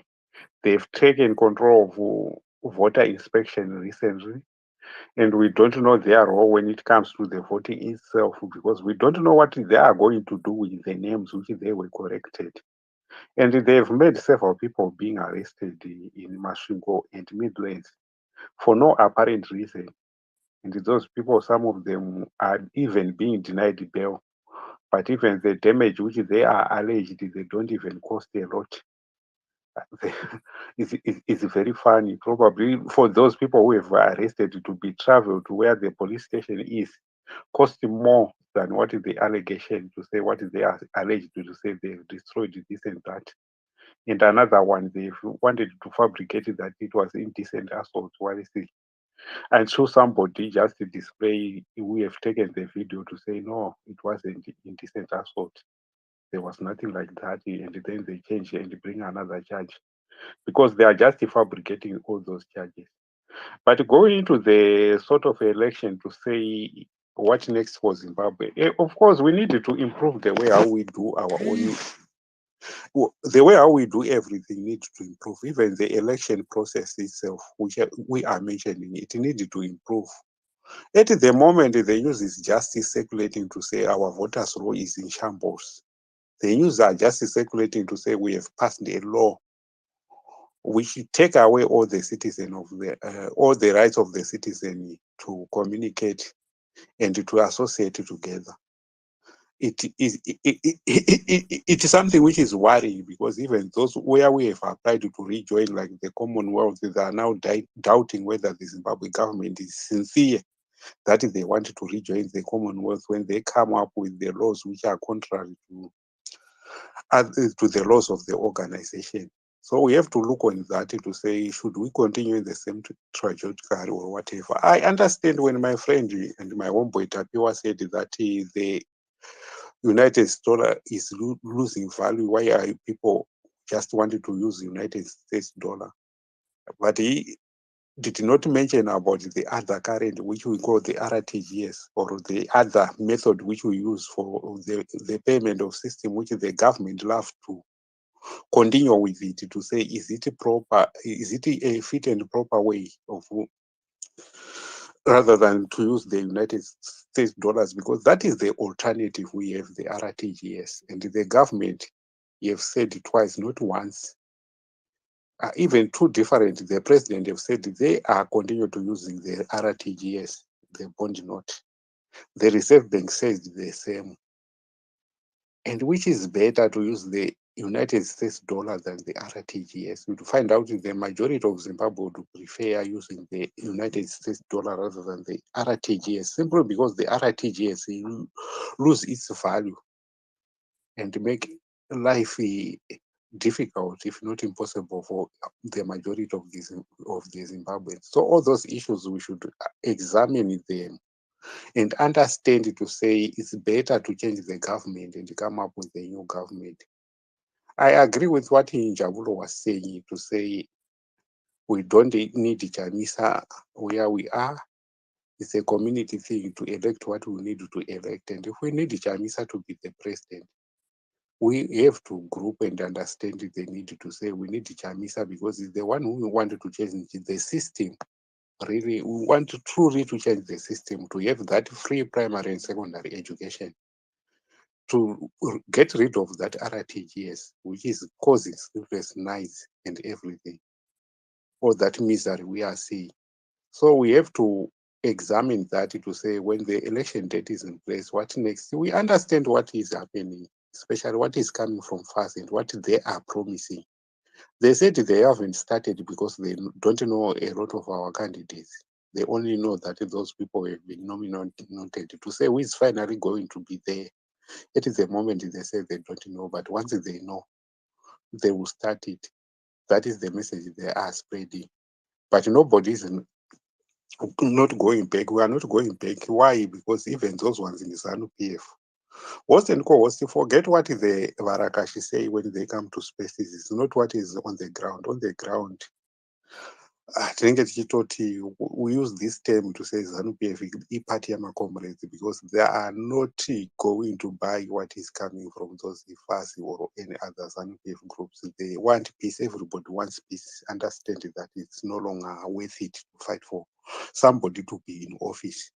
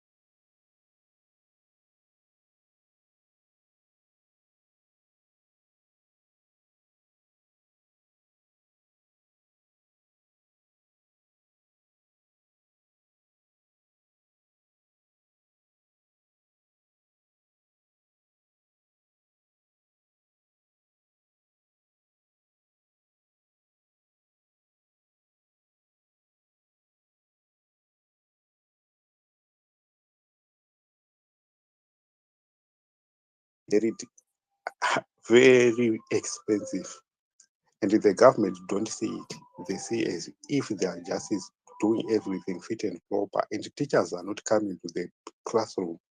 We are running out of teachers. Even if you go and look at the notebook of your own child or your own relatives, there are no notes for him to read, yet they are about to go for exam in September and November. It's quite surprising what is on the ground. So for us to change it, we understand to say we need a new responsible government. We only need those ones who are going to be elected to demonstrate that they are going to be responsible. As for our current government, they have failed to demonstrate that. And those who are supporting it, they just support and support without giving the current government a proper advice to say, no, people cannot sustain life using the RTGS way of life or the two current systems which are there at the moment. It was better, even Temba Muriswa in parliament, if even advised the government to say it's rather better to do away with the RTGS and use the United States dollars while we build our own currency which can work. But the government don't want to listen. They're still coming up to say they are rather banning the United States dollar. And we know that the use of United States dollar is probably ending in 2025 by virtue of law legislation. So after that, if they don't renew to say we are continue to using it, we are back to square one, going to use the RTGS. It is the same moment we understand it to say those people would continue to use the foreign currency, the United States dollars, because those are the people who are involved in gold mafia and other way of smuggling, where they smuggle cigarettes and other minerals, and they own all those mining concessions with their Abrelusen and Chinese friend. So we are all that aware of what is happening. So what we need to do at this election, regardless of which political affiliation you are, at this moment, we have to vote for CCC just for the sake of removing ZANU-PF. I was very encouraged the rest of the day today when we were just doing those printing, organizing those affidavit to be, which we need to challenge those for those ones who are not on the voters' roll to say, I worked with some people from the other political parties, including ZANU-PF, who were complaining and forwarding those affidavit form to CCC to say their names are not on the voters' roll, and some of them are even saying they are going to vote CCC because they need the situation to change because it's no longer sustainable. So to conclude, whatever is happening at the spaces, the host and co-host, if it is coming from Warakashi, don't just consider it, just ignore it. And just look for that one which is coming from those ones in structures of ZANU-PF or in the government, because Warakashi that they just there to put link. They can't criticize. I have never seen any Murakashi criticize what is happening, no matter how bad it is. That's my thing. Thanks a lot to the listeners and others. Get your mic. Thanks a lot. Right, maita basa chief Dobson there, and it's something that we as Zimbabweans have got to breast ourselves for. We know it's going to be a challenging 80 days from today towards. We have experienced so much in the preparation to this date.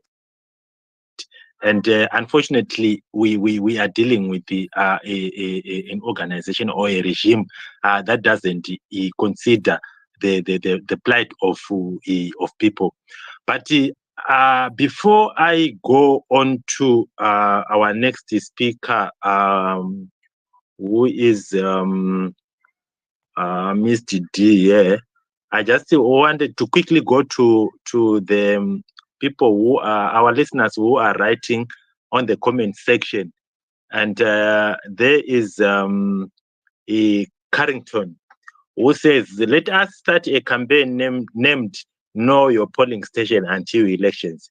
This is the only way to respond to the confusion by sex.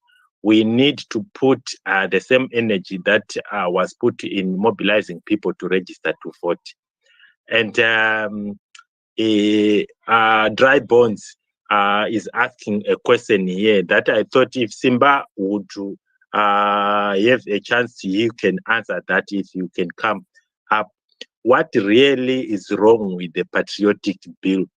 I wouldn't want to answer this one, but if there is anyone who can come and answer this, what I only know is it is a bill that was put in place by ZANU-PF and is most likely going to be signed by ED just before the election, and it is going to be an election tool for them to suppress the will of the people.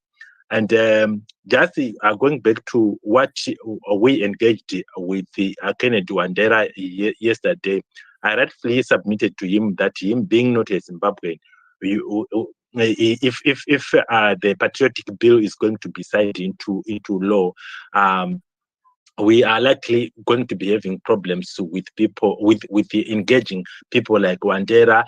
Why? Because he is somebody from outside the jurisdiction of Zimbabwe, and it is also likely going to be a problem for an ordinary Zimbabwean to engage with our regional bodies such as SADC, such as the African Union, more so the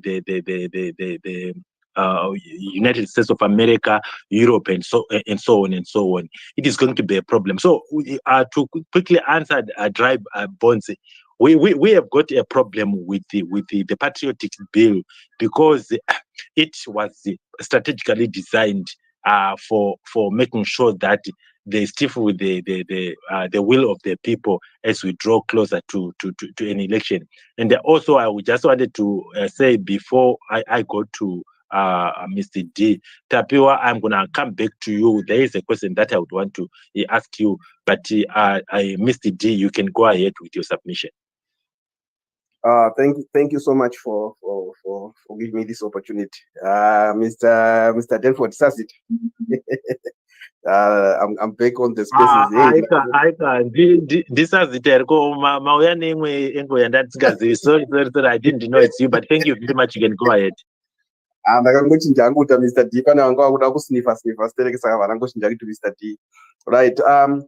My submission is very short. I want to applaud the change champions for their strategic way of doing things, especially for issue the issue of selection of candidates. There was going to be problems, especially when we look at the inspection of the voters roll, like what has been happening in the past few weeks. If the enemy had known the actual representatives of the constituencies, wards, and so forth, I think there was going to be a mass removal of these candidates. The nomination dates will be announced while these guys are in courts and also doing all kinds of things, trying to redeem themselves. So I want to applaud the way the change champions are handling this issue. It's very, very important to remain anonymous until the nomination courts. Now, as individuals, as part, as the CCC, because we are fighting a very big animal, people really need to know how to strategize. I know the change champion, the senior change champion, Chamisa said, people must adopt the mango strategy. That's very, very important. People need to be very, very careful because this patriotic bill that we are talking about has been introduced to shut people out. Even in these spaces, we are going to be very much targeted. People are going to be targeted in these spaces. While he's talking, then they will try to find ways of how they can capture you. I want to applaud also what the contribution by that has been made by Njabulo. What is going to work this time? It's not mass rallies, something like that. The cell group strategy is the one that is going to work this time. One-on-one. Imagine if as an individual, if you talk to 3 or 4 people, the registered voters that are guys know where to vote. And apparently people now know where to vote. It's just that they need more convincing, because the animal that we are fighting also has got strategies to turn people around. It's either by forcing or probably by last minute freebies that will voters from our party. So we are saying the one-on-one strategy really is going to work. Sekumarua, what happened in Blawayo, if people had money, in the rural areas, distribution of flyers, people really knowing what exactly Triple C's mandate is in terms of its policies, in terms of whatever it's going to introduce. So we really need to be strategic, and let's be. I know maybe some have said it, but let's not be drawn back, not to go to vote by people who are saying, "I know the vote has already been manipulated. The vote has already been manipulated." People must just go and vote. People must just go and vote. I mean, there are a lot of people who are saying a lot of things. The vote has been stolen. The vote has been stolen. The vote has been stolen. People must just go and vote. Let us be adamant this time. No matter what Zek is going to do, or no matter what he's going to do, what he's doing right now, no matter what ZANU-PF is going to be doing, let's just go and vote. And also be prayerful. Voting and also be prayerful. Being prayerful, I mean now to invite divine intervention. Because Zimbabwe, Tatambura, Saka, this time we need to invite divine intervention. And divine intervention can only be invited through prayer. So my text in conclusion, let's do one-on-one. If you can be able to 10, 3, 4, 5 people per day, it's very, very important. Each and everyone has got a responsibility. Sales strategy. Let's not base our popularity or our campaigns mainly on mass rallies. Mass rallies will not prove anything this time, because the police are going to be cancelling them. The police are not going to allow us to do those rallies. So let's have one-on-one, encouraging each other to go and register to vote, encouraging each other not to be distracted by naysayers or people who are saying people must not go to vote, because that's exactly what ZANU-PF wants. People not to go and vote. That's exactly what it wants. So each strategies now can be can be very much successful. But if people can go and vote en masse, I know things are going to work out. I want to give other people some time to also to speak. Thank you, Mr. Den. Thank you very much, Koma Mr. D, for your submission. I totally agree that we have to do one-on-one campaigns to keep encouraging each other until the day, which is the 23rd, is over. And even after that day, to remain vigilant. I was actually shocked. I think it was yesterday when I was listening to Voice of America News, when I heard people complaining that they didn't have a chance to register yesterday. They were saying tamukira na 5 a.m. takabvapo tisina kuregister kuvota. So in my mind, I was just like, for all along, voter registration has been an ongoing process for a long time, for many years. Why weren't these people, going to register? Why were people waiting for the last minute? Unotoshaya kuti zvinofamba sei. So some people really need a push. Some people need somebody to encourage them. So what Mr. D is saying is very important. If we have one-on-one. Dr. Amalfa, sorry if I can quickly answer a bit about that. I don't know if you can give me a chance. Okay. All right. Go ahead, so partly I would want to believe, partly in as much as I believe some people could have just waited for the last chance to go and do their registration. But remember, we have had a situation in which there was a coincidence between the proclamation of the date by the president, and also the opening of the inspection of the voters' roll by the Zimbabwe Electoral Commission. You saw what happened in Bulawayo, and it was not only confined in Bulawayo, it was across the whole country, where there were allegations that some people's names were deliberately taken out of the voters' roll, and there was a replacement of their names by some political parties.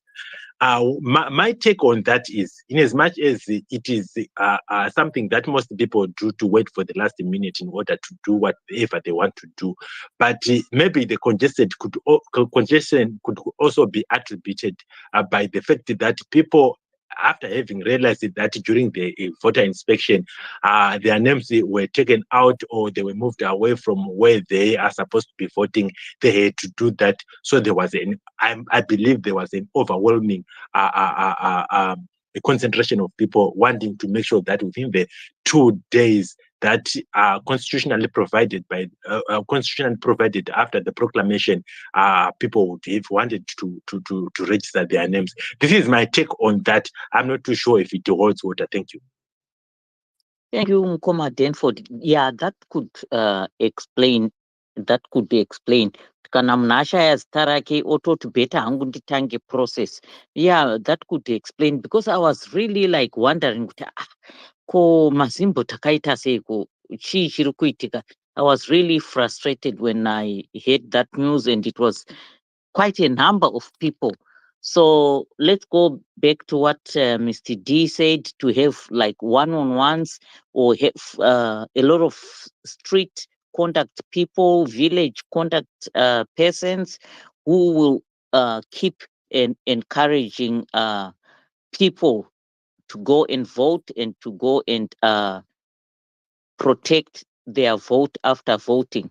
At this moment, let me call upon Citizen Hande. Sorry, we have kept you waiting for some time.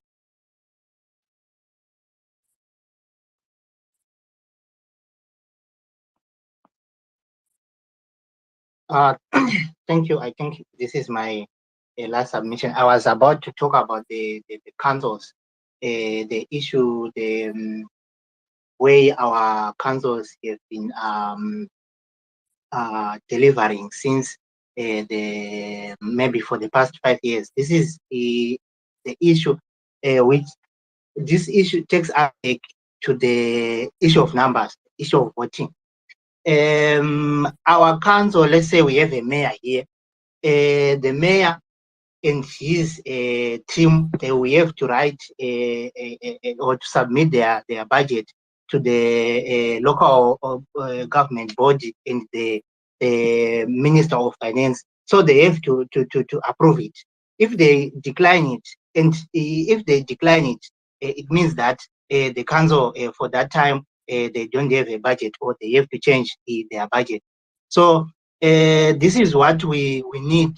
We need everywhere we go. We need these laws to be changed. So it takes us back to the issue of voting in Parliament. It takes us back to the issue of voting on 23 August, so that we have a number in Parliament who will then sit down and say, no, we need an independent council which will decide on their own. They can't procure. I think you remember that recently we had this other Pomona deal. It was coming from the Minister of Local Government. It took the council until forever, until the council said we are not going to pay for it. The government is now paying for it. What it means is that it's still stealing from us, even the council, even though the council denied it, but that deal is still stealing 22,000 per ton per day from the taxpayers. So what I'm trying to explain is that it's about numbers. It's about what we have. It's about the voting day. We have to make sure that we do our part on the 23rd. We make sure that we have enough number of parliamentarians so that they will be able to change all these laws. Someone asked what's really wrong about the patriotic bill. Yes, the patriotic bill is nothing wrong as you may look at it, but think of it when someone talks about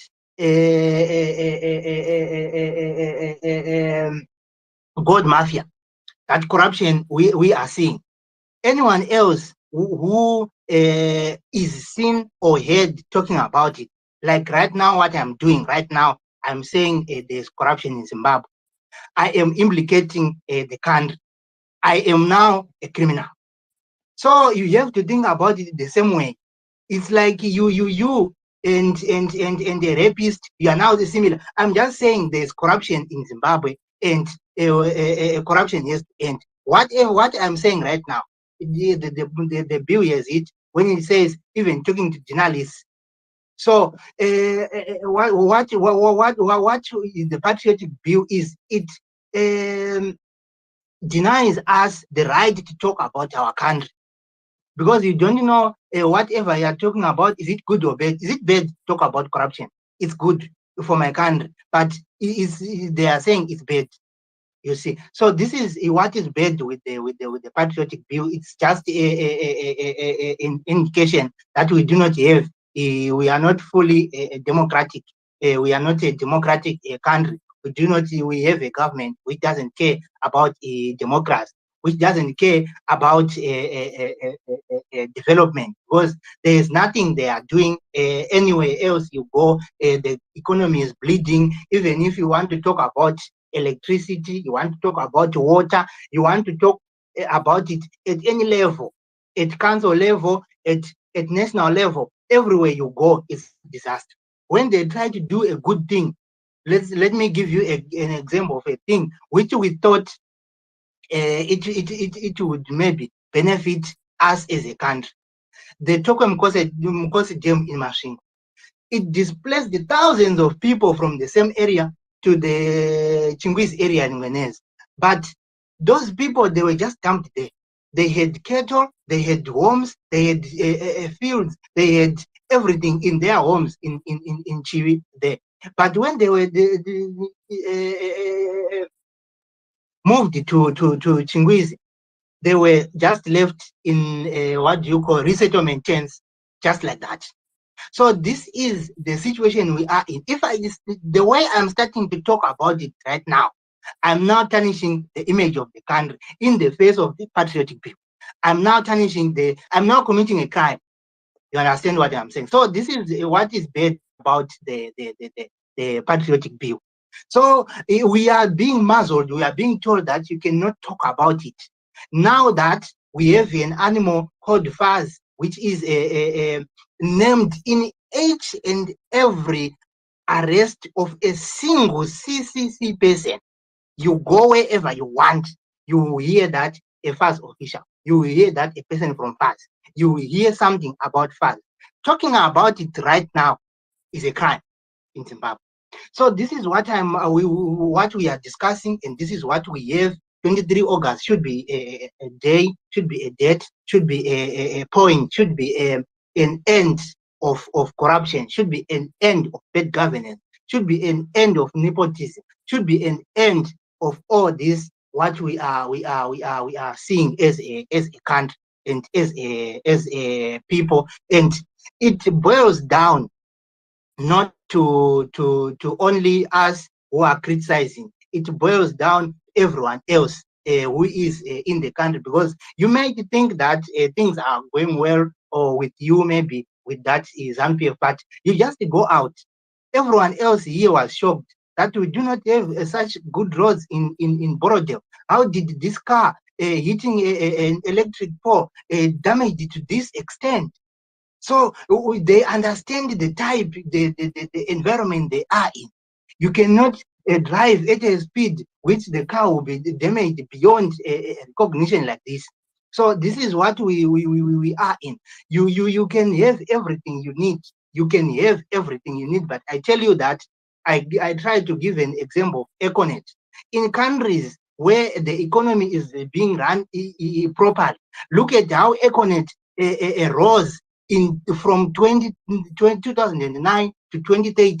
How everywhere you go, you were seeing Econet constructing a booster. There was nothing like that during Joseph Duru's time, during Mugabe's time. There was nothing like that. When Chamisa came, he put things in place. You don't need anything. You don't need money. We already have everything we need as a country. What we just need is consistent policies. They know that after constructing their booster, they are being protected by laws in a country. That their company won't be suspended, won't be stopped. I will just give you another example. Econet once got a license, a TV station license, which was known as Kwese. Many of you have seen this dish. Many of you bought it. It was terminated. That's the inconsistency we do not want. That's the inconsistency we have to stop. Just like that, you already been selling the decoders. You already been telling people that it's working, and you already tested it, and you already got the license, but it was terminated just like that. So this is the Zimbabwe we are in, and we have to try and change it. We have to try and make sure that we put in place people who, when we send them somewhere, they will represent what we want. They will be able to represent what we think will take our country forward. Thank you so much. Right, Maita Basa, a citizen handed there, and as you speak about the inconsistencies within ZANU-PF, it's something that people have got to really understand. Unfortunately, there are some people who are being used to propagate a narrative that Zimbabwe is being isolated, and at the end of the day, the problems that we are having in Zimbabwe is a result of external forces. But ndisati ndaenda takuda kusvika pakupedzisira yedu space yedu because of our time, ndanga ndichida kutaura nyaya yekuti pekutanga kweprogramu yedu ndanga ndichitaura nyaya yekuti inini most of the time handienderani nenarrative kana kuti nepolitics member of parliament Temba Muliswa. But for the first time, ndakawirirana nezvaanga achitaura just a few days ago. This was during the debate on the patriotic bill, when Temba Muliswa actually narrated the parallels between ZANLA and ZIPRA in Zimbabwe, pointing to the fact that these guys being Zimbabweans, they participated in the liberation struggle to liberate Zimbabwe. What is the difference between Dumiso Dabengwa and Herbert Chitepo? What is the difference between Joshua Ngomo and Robert Mugabe? And what is the benchmark which is used to define somebody being so patriotic and being a nationalist? We have realized that we have got a number of ZIPRA members who were arrested in the name of ZANU-PF, and we have actually realized that the Gukura Hundi massacre took place under the leadership. I'm speaking what Temba Muliswa spoke about. Gukura Hundi took place during the leadership of ZANU-PF. And one thing that caught my attention on that was to say, when Temba Muliswa was speaking facts, he was speaking things that were on the ground, to the fact that this thing happened, the killings of more than 20,000 innocent civilians under the leadership of ZANU-PF, it actually took place. They made them speaker members of parliament from ZANU-PF. They were trying to muzzle him, but he insisted. Luckily, he couldn't even be shaken. One of the security guys wanted to come to him to move away from where he was, but he said, "There's no one who is going to take me out. I want to speak about Zimbabwe." So this is one thing that we need to really understand, to say, when we talk about the patriotic bill, when we talk about someone being nationalistic, when we talk about being patriotic, it's nothing. Being patriotic is nothing to do with the ZANU-PF. It's more to do with Zimbabwe as a country. And all people who are here, they are not ill speaking about Zimbabwe, but they are speaking all the violence that are being done by the ZANU-PF. And I am unapologetic to say ZANU-PF has done more damage to Zimbabwe than any good. And most ZANU-PF has to be taken out of Zimbabwe's governance system, the better for Zimbabwe. They are the ones that are the most unpatriotic people in the country, and we need to do away with that. President Nelson Chamisa is on record as saying that Zimbabwe is the only country that he knows, and he wants Zimbabwe to be reshaped, and it will be reshaped. Come 2023, Zimbabwe is going to be in the hands of people who would want to drive it and navigate it to where it was before around 1980. But this is the thing that we need to do as Zimbabweans. You could be ZANU-PF, you could be Monjora, you could be any other political party. But if you are a patriot, if you are a Zimbabwean who has got Zimbabwe at heart, you need to make sure that you actually come together and make sure that on the 23rd of August 2023, Zimbabwe is going to be taken away from these political mafias that have actually drained our country. And if we let these people stay in power for more than ever, then it means Zimbabwe is going to be deserted. Thank you very much. Dr. Koma Jobs, I see you. Tapiwa, I saw your hand up, but let me quickly go to Estella to give a submission, and afterwards we'll go back to Jobs and Tapiwa before we wind up our program. Thank you. Go ahead, Leader Snella. Thank you, Mukoma Denford. Thank you for hosting this space. And thank you, Dr. Maifa. And thank you for giving me this opportunity to speak. I have just a few points that I would like to put across. The topic of the space being what next now that the election date has been announced. I think that one of the best things that we can do at the moment is to address the discrepancies in the voters' roll and exert a lot of pressure and put a lot of efforts in trying to get those discrepancies fixed, because through those discrepancies, our numbers can be compromised, and through those discrepancies, ZANU-PF can try and implement its rigging tactics. So I think if we could hold a lot of lives and spaces where we are talking about this a lot and encouraging all those who are registered to make sure that they do go and check whether their details are correct and whether their names actually do appear on the voters roll, so that we can try and maximum. That's the most we can do at the moment now that registration has been closed, to maximize our numbers in the poll on the election day. Then another very important thing I think we need to do is to address Varakashi. If you think about it, they are paid to come onto platforms like this one and to spew whatever propaganda they come to throw out. But we have to try and analyze and understand, Kuti, what are they trying to achieve with the specific things that they come to say. Maybe to us as people who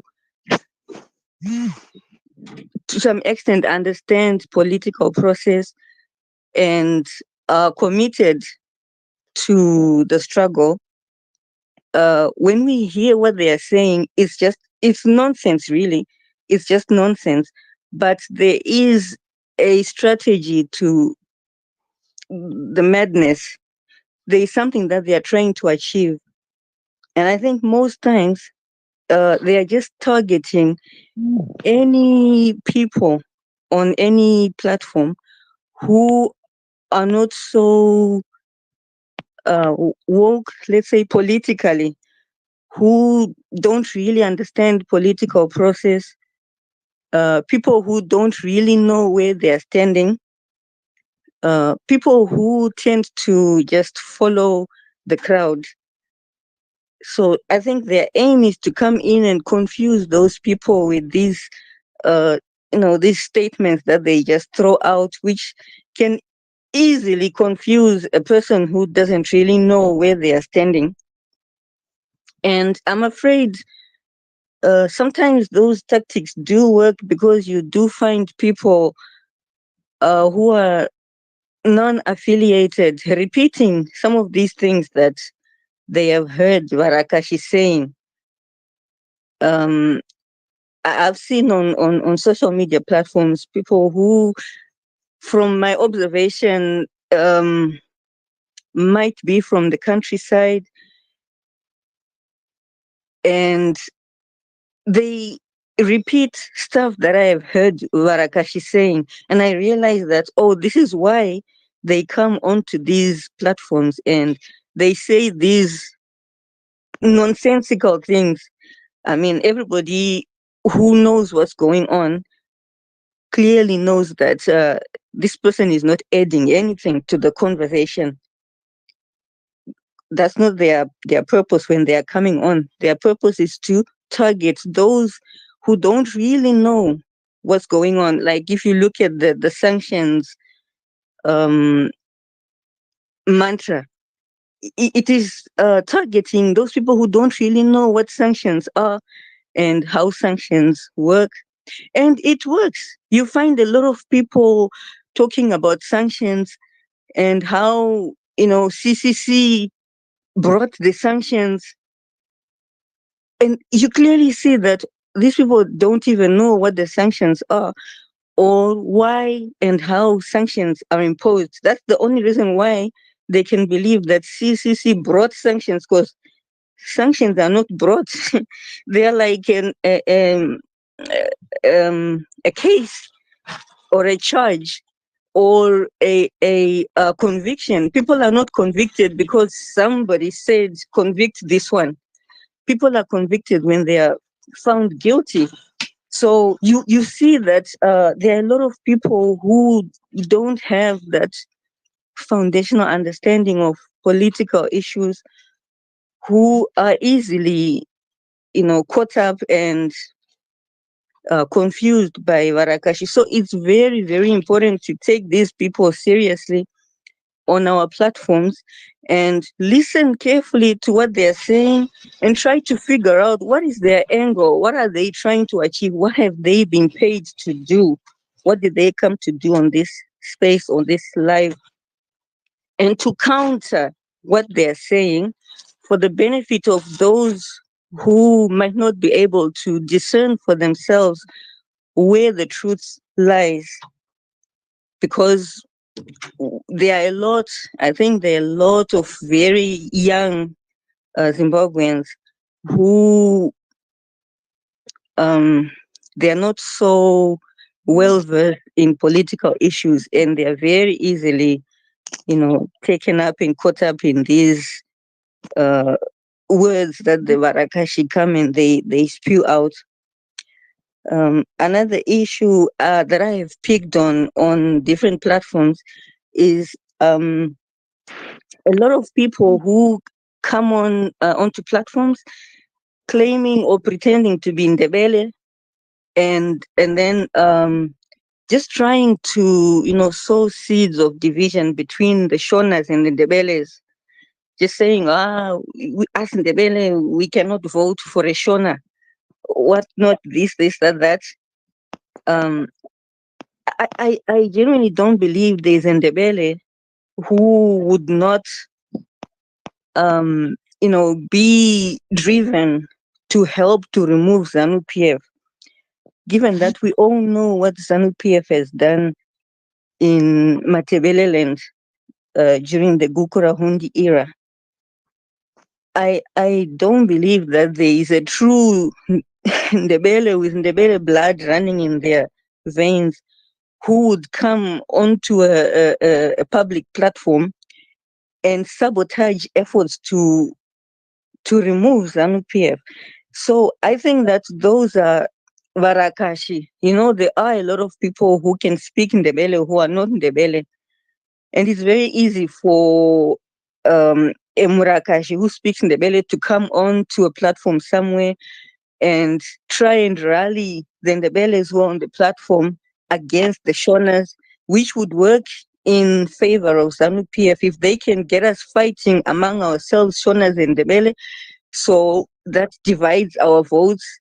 The Ndebeles could vote for any other party than CCC just to spite the Shonas. So it's something that we need to, I think we need to address. And each one of us can do this wherever we are on a platform. When we find someone who's trying to do that, expose them and tell everyone that this person can't be Ndebele. This is not Ndebele. Please don't be fooled by this is a Murakashi. He's coming here to deliberately sow divisions so that they can keep us fighting each other, and they can continue with their agenda of holding on to power and looting the country. And another very important thing is South Africa. Um, Immediately after the election date was announced, I saw a number of media talking about how the South African Home Affairs intends to clamp down on illegal immigrants. And I think yesterday there was a march in more than one city in South Africa where they are marching against illegal immigrants. And I feel like this is a strategic move on the South African side to try and get especially the Zimbabweans who are in South Africa to leave, because there is really a personal issue against Zimbabweans in South Africa. I remember last year watching a video where someone said, we want the Zimbabweans to go back. And he was asked, did you say Zimbabweans or do you mean foreigners? And he said, did I stutter? I said Zimbabweans. I think it's because there are so many Zimbabweans now who have crossed over to South Africa. So all the focus and the attention now is just on Zimbabwe. And now with the elections coming up, they are really hoping that we will go home and fix our country and not have to, burden them with our issues. So it's something that we also need to take advantage of. With South Africans pushing on that side, then we also encourage our youth, because there are a lot of youth who have crossed over looking for greener pastures, and encourage them to go back home even if they are not registered to vote, because with ZANU PF we have seen that the battle rarely ever ends with the vote. After the voting, still there is something else needed to push ZANU PF out. And I'm afraid it is really a demonstration, a physical demonstration of the numbers that don't want ZANU PF anymore. That's what it would take if they see for themselves that nobody wants them. All the people are out on the streets and they are demanding that they should go. It has worked in many countries. When the civilians stand up and they say categorically no, the worst dictators have been forced to step down. So I am hoping that this is something that we could take advantage of, with the South Africans helping us to encourage Zimbabweans to leave from South Africa. And actually, I am concerned that if we should fail to go home to fix our country, the South Africans can turn very violent. And I think that's what most likely will happen if they realize that nothing is coming out of this election and we are stuck with all these Zimbabweans. I think they're going to turn very violent, as they did earlier. I think was it earlier this year, before President Chamisa requested the South African government saying, please be patient with us whilst we are fixing our country. And it was immediately after that public statement that President Chamisa gave, that all the killings stopped. There were a lot of cases of Zimbabweans being burnt alive, being beaten, caught in their homes because they didn't have papers. But it all stopped after President Chamisa requested that they be patient with us until we fix our country. And immediately after the election date was announced, they started again campaigning, still peacefully. But I am quite convinced that if we don't get to fix our country, it will turn violent. So if we can let our youth who are in South Africa know this, make them aware of this fact that the best thing for us to do is to go home and fix our country, because it's going to be very difficult to stay in South Africa after the elections if we don't fix our own country. So I feel like this is something that all of us citizens who are in the struggle can take up, to encourage our youth who are in South Africa to go home, whether they are registered to vote or not, because even if you don't vote, but you can still, uh, contribute in numbers after we have all voted, the defending the vote part. If we can all come out and defend the vote, I think that's a very crucial part of the process. Then the issue of freebies is something that we also need to address, in the same way that President Chamisa encouraged everyone to take up the blue mango strategy. So let's encourage everyone that ZANU-PF is going to come with freebies. Don't hesitate to take them. But when you get into the into the booth, know where to put your X, and to assure them that if we all do that, there is no danger to follow. Because I know a lot of people are afraid that if I do take those freebies and then I vote against ZANU after the elections, they will come after us. But if we do this right, and they take those freebies, they go in and they vote wisely, and then we stand and devote and defend our vote. There will be no danger of ZANU-PF coming after them anymore, because we will have chased them out. Those people are cowards. The second they realize that they are outnumbered, that their games are not working anymore, their games of intimidating, of dividing, when they realize that those are not working anymore, they will hit the road.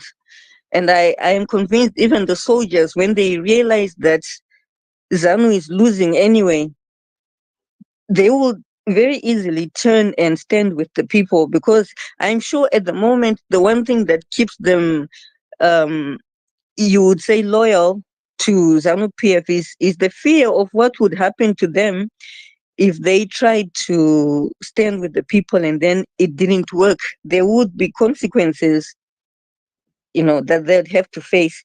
But if they see from the numbers on the streets that ZANU-PF has lost this thing, I can see soldiers easily just turning around and standing with the people.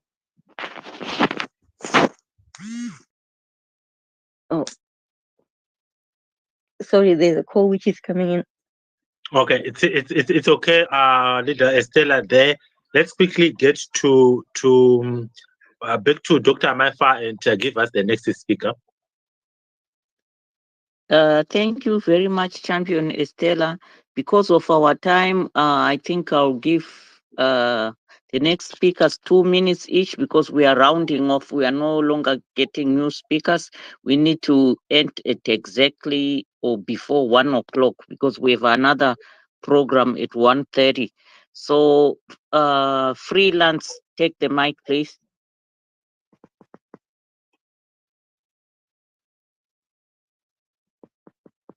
Did you say freelance? Sorry. Yes. Okay, sorry about that. Thank you very much, host and co-host and every Zimbabwean who is here. I can see the number of people here. That sign shows and tells that Zimbabweans are desperate for an election. But desperate for an election, who is desperate for an election? Probably most of the percentage of these numbers are outside the country. Question directed to freelance Philip Smanda. What's next? The date of the election has been announced. I'll advise my brother, the president of CCC, now to announce those people who were nominated by the constituencies. I want to see who is standing as an MP for Philabus Ward 7, and I want to see the councillor of that ward.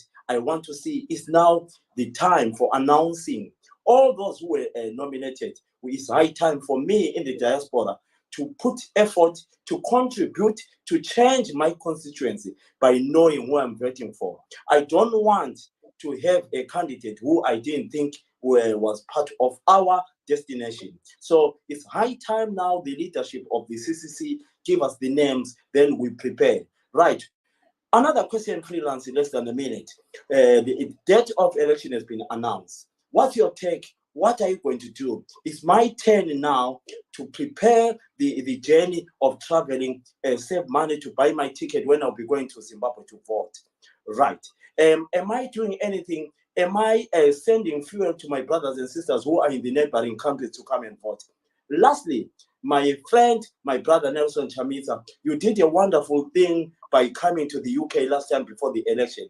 Is it possible for you to go to the neighboring countries like South Africa, Namibia, the neighboring countries, and try and talk to Zimbabweans?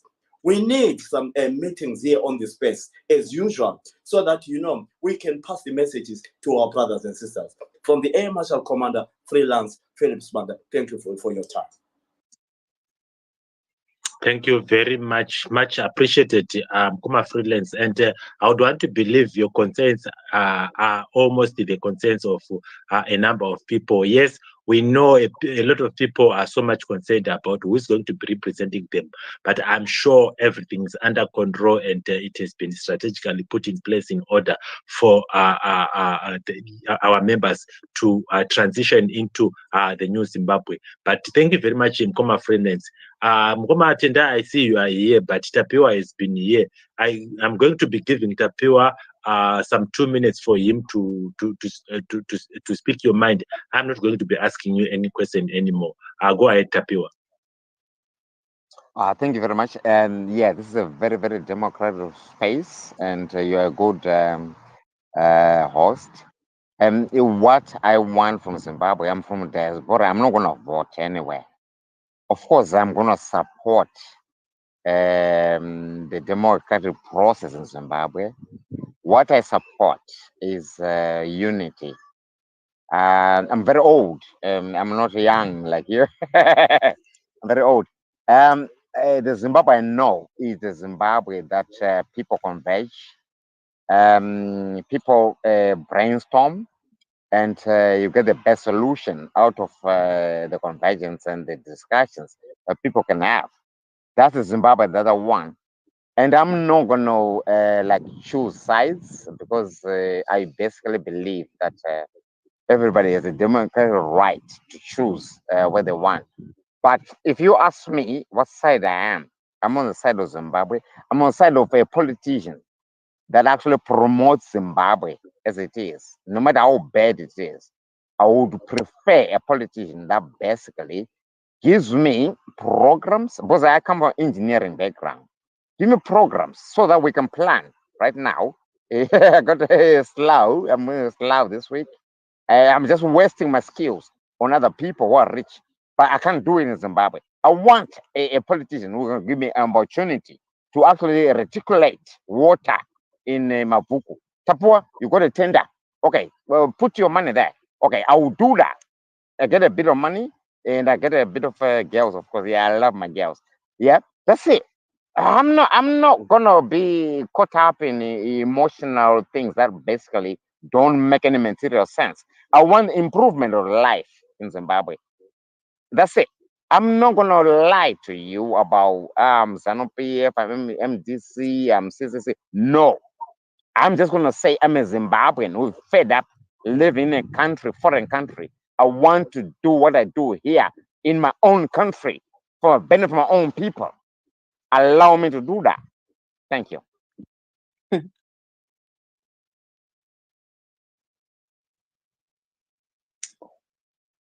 Thank you very much. Thank you very much, Komata Pure, for your submission.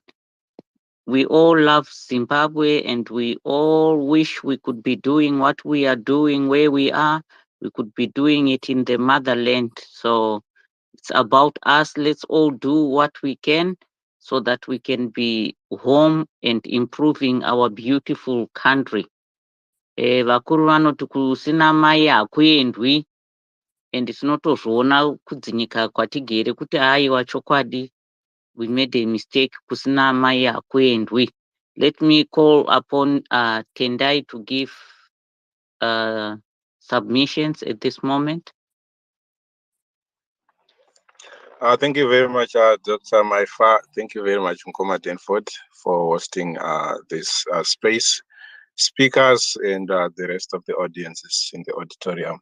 Thank you so much, guys. This is so commendable for you guys to gather here and to talk about what's next. I came up here because I wanted to put an emphasis on the issue that my sister Estella was trying to hammer home there, the issue of propaganda being fed to our people, especially those without the basic knowledge of exactly what is happening in Zimbabwe. So I just want to concur with her in a lot of things, especially the fact that all the spaces that we are always attending, Warakashi, they come there and they say a lot of stuff. In fact, they say lies. They feed our people with lies. They walk in our minds with dirty feet, then leave the marks and scars of something that it doesn't even took place in Zimbabwe. And some of the people, without the knowledge of whatever that happens around us in Zimbabwe, they just take that information as if that's the correct information. So I'm calling upon the CCC, especially leaders who are out there, to organize, if it's possible, perhaps every day.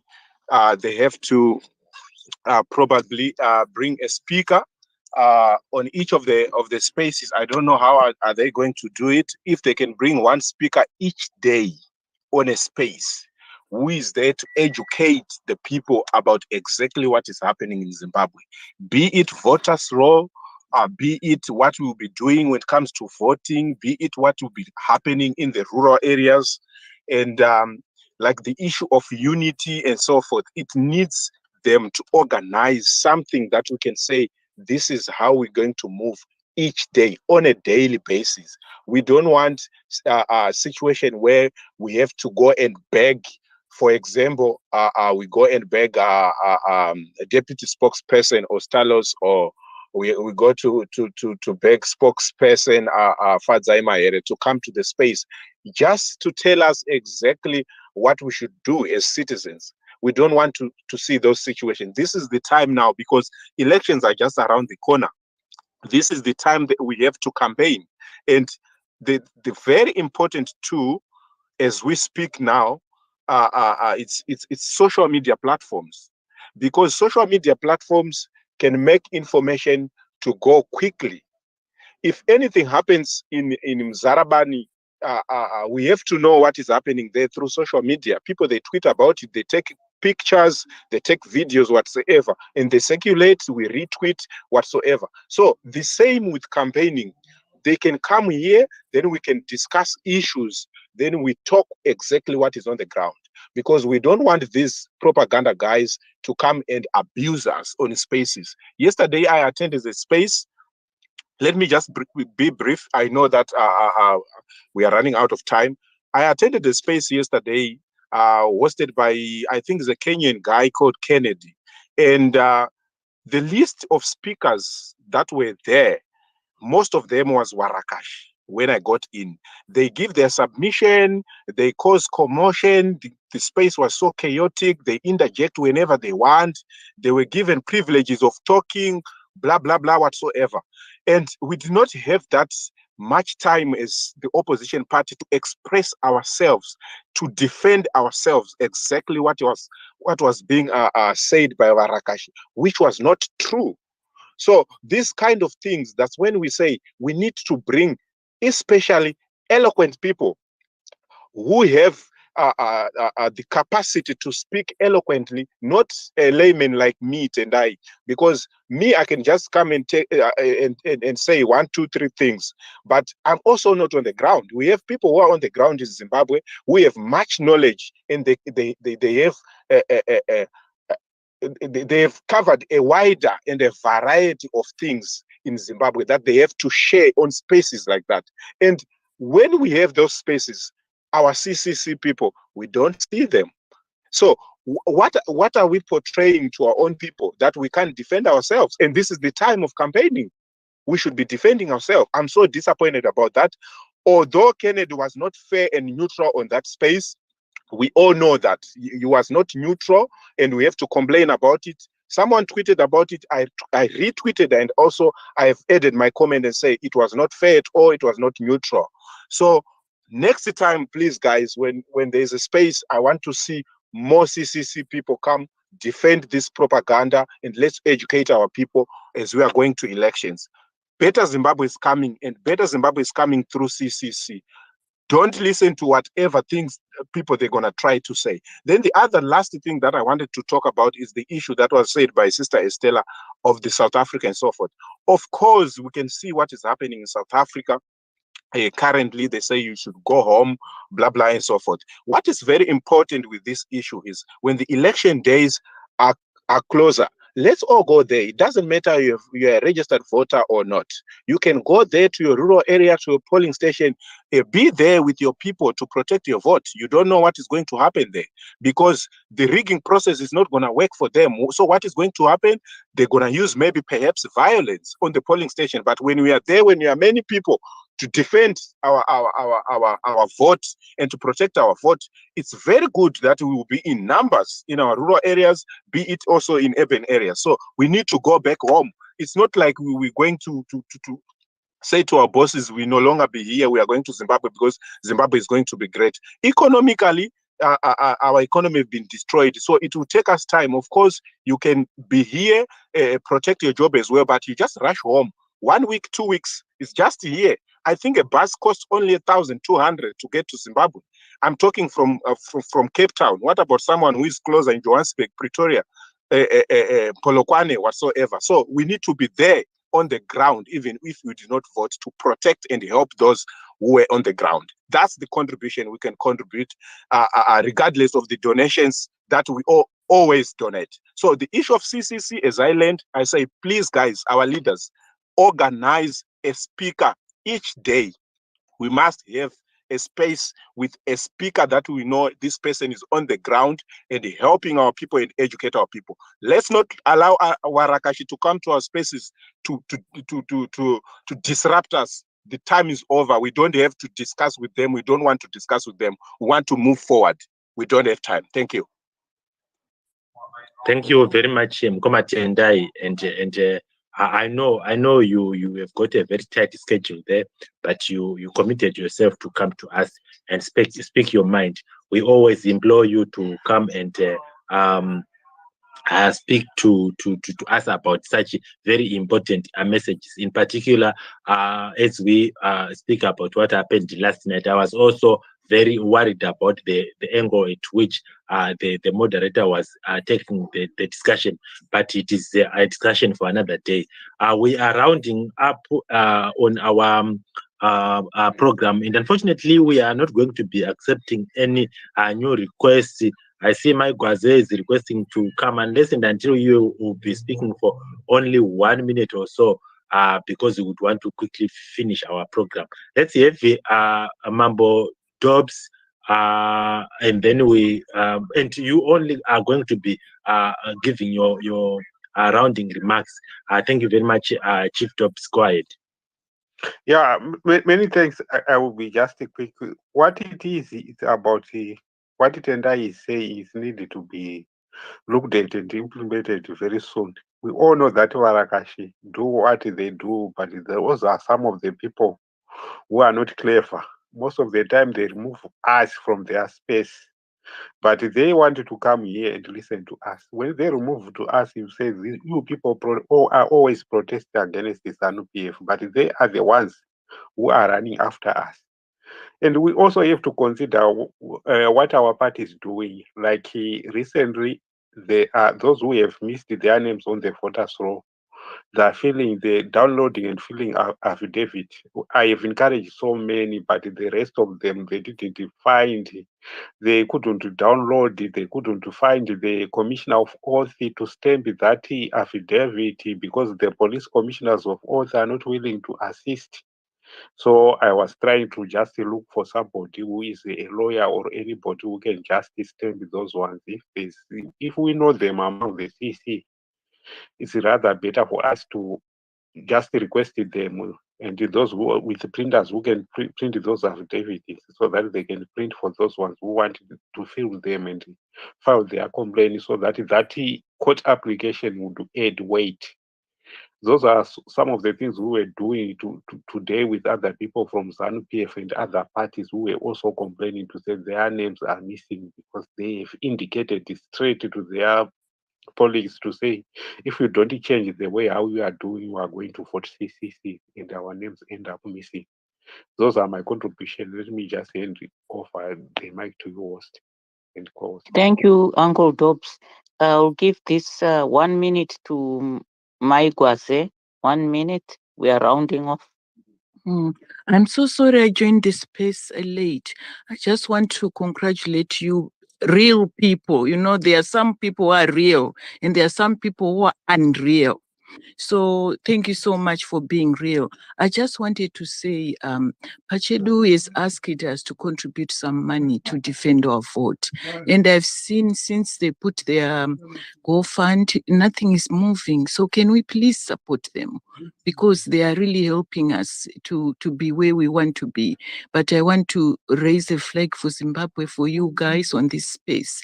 Let's continue to talk about the positivities of what God can do for us to have the real Zimbabwe. Thank you. Bye.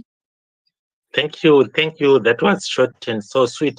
Amagwaze, we thank you and continue with your prayers for Zimbabwe. We always see you coming to do the prayer for our country. We really implore everybody and all the people who really know that in as much as we can contribute, in as much as we can go onto the ground, but also prayer does help, like Mr. D highlighted. Let me quickly go to Citizen Hande. We give you your 1 minute in precisely 1 minute. Thank you. Thank you. Yeah, I have talked a lot on this space, but what made me to want to come back is that I wanted to remind everyone else that the CCC candidates, the same people you are demanding that they should be publicized, are being arrested, are being harassed out there. So yeah, we understand. I understand that many people want to see these candidates being published, but we are seeing many people being also being intimidated and arrested. Then that's what I wanted to just respond to my brother who was saying, let them tell us who the candidates are. Thank you.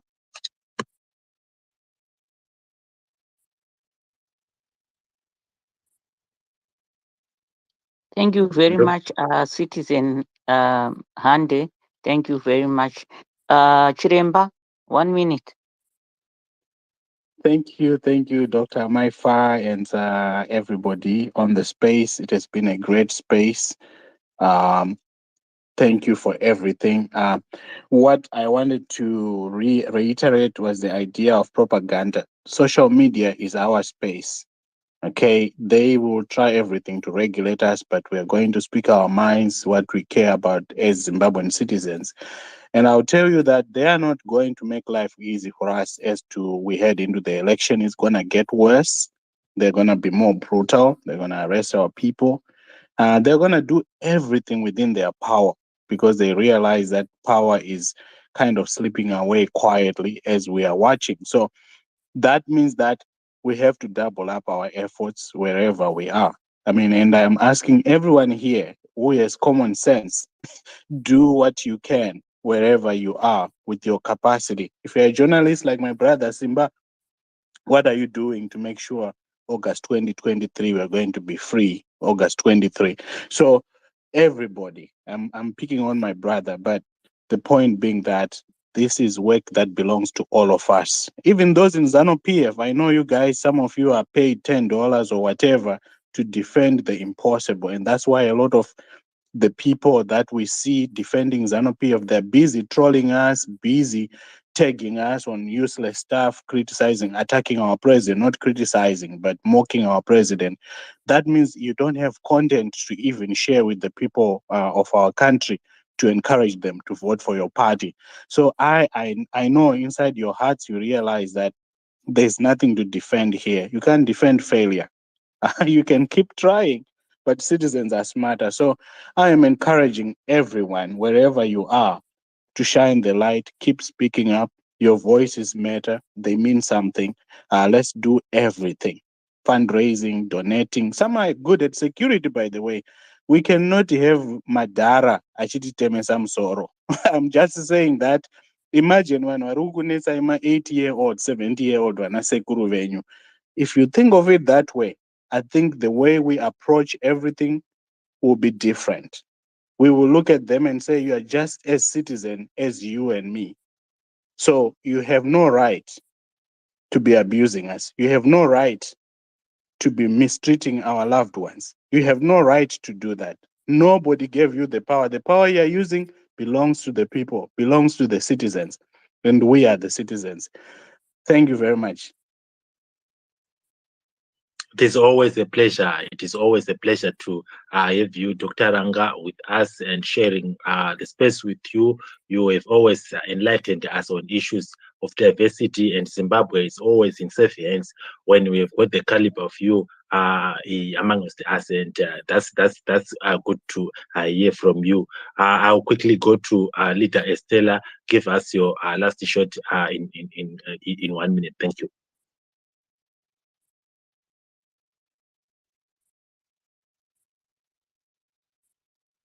Estella, your mic is muted unless if you are not with us. Oh, sorry. I wasn't expecting to come back. So yeah, I was listening, but phone yanga, yeah. Oh, thank you, Comma Denford, for giving me that 1 minute to give my parting remarks. I guess I would just like to encourage everyone, as Dr. Ranga said, that all of us take on the struggle on a personal level in our best capacity, do what we can wherever we are to advance the struggle and to especially build a spirit of unity among us as a people, because that is one of the main reasons why we are where we are, that we watch when one person is attacked as long as it doesn't affect us, not knowing that when our turn comes, everybody else will also watch when we are being attacked. Thank you, Koma Denford. Thank you, Dr. Maifa. Thank you very much, Champion Estella. I want to thank every speaker, every listener. I want to thank the host too for taking time to come to this space. As a reminder, we have a YouTube channel, Reshaping Zimbabwe. If you missed part of this space, you can go and listen in on that YouTube channel, where we want to try to move Zimbabwe forward. Let's remain vigilant as we move towards the election date, and let's show some love. We are brothers and sisters. Like we always say, hakuna mai vanozvara ZANU-PF, hakuna mai vanozvara Triple C. So we don't want any political violence. We don't want any craziness. We can differ in ways of thinking, but let's remain very reasonable, loving towards each other, and let's desire change and development for our beautiful country. Thank you, and we hope to see you again next week, same time. Over to you, host. Sorry, we have a prayer meeting in about 18 minutes time. So just check out for praying for Zimbabwe. Let's pray so that God can intervene. Over to you, host. Thank you, Dr. Maifa, for being with us as always. And I want to quickly thank everybody for coming to participate. You have heard you were listening. You brought about your comments that we are reading. You spoke out about issues to do with how Zimbabwe can be navigated towards it being a changed political landscape. So that is what we are yearning for. And Zimbabwe is going to be a greater country come 23 August 2023. So before I just finish off, I just wanted to highlight a very few things here to say.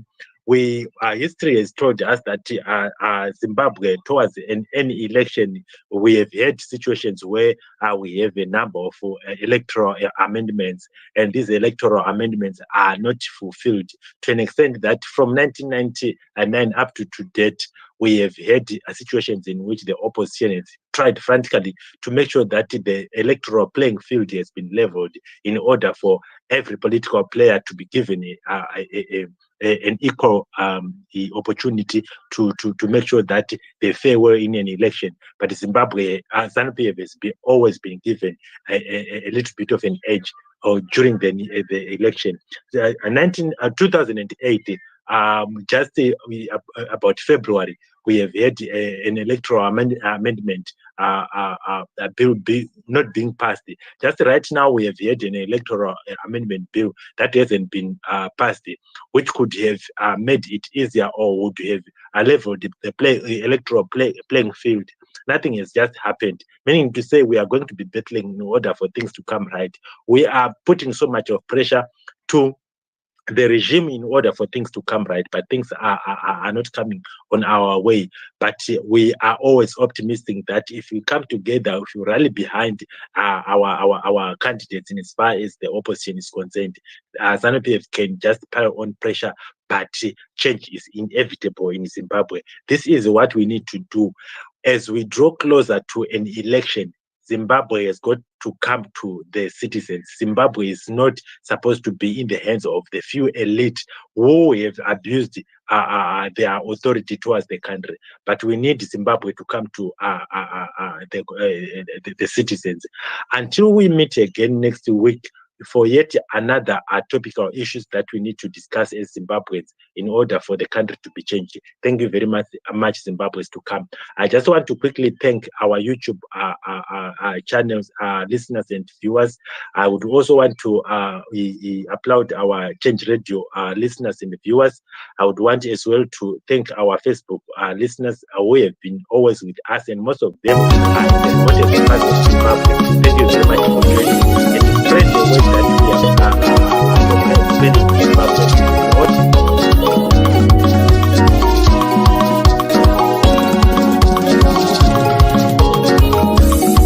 Ulilima wapuma, bekupinga wapuma, ukwekwe wapuma, ukokwe wapuma, zegeza wapuma, mukoba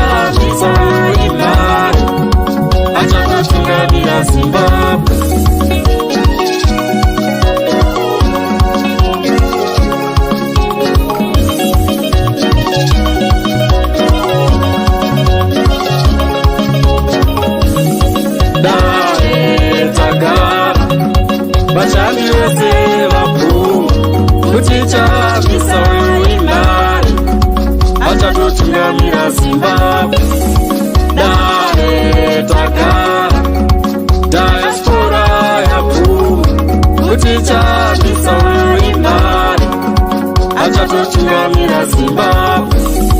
Dare tagara munorope nyika inodza pfuma, chambisa imari achatotungamira Zimbabwe.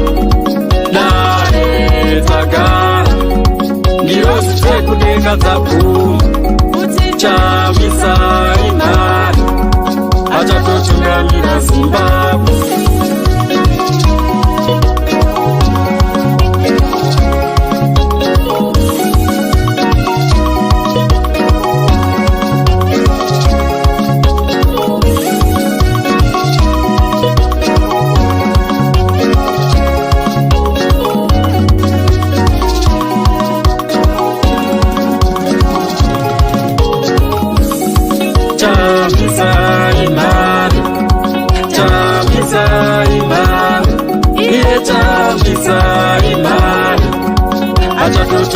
Achatotungamira Zimbabwe.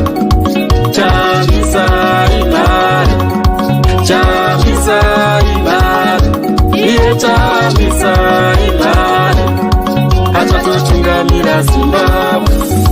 Chambisa imari, chambisa imari, iye chambisa imari achatotungamira Zimbabwe.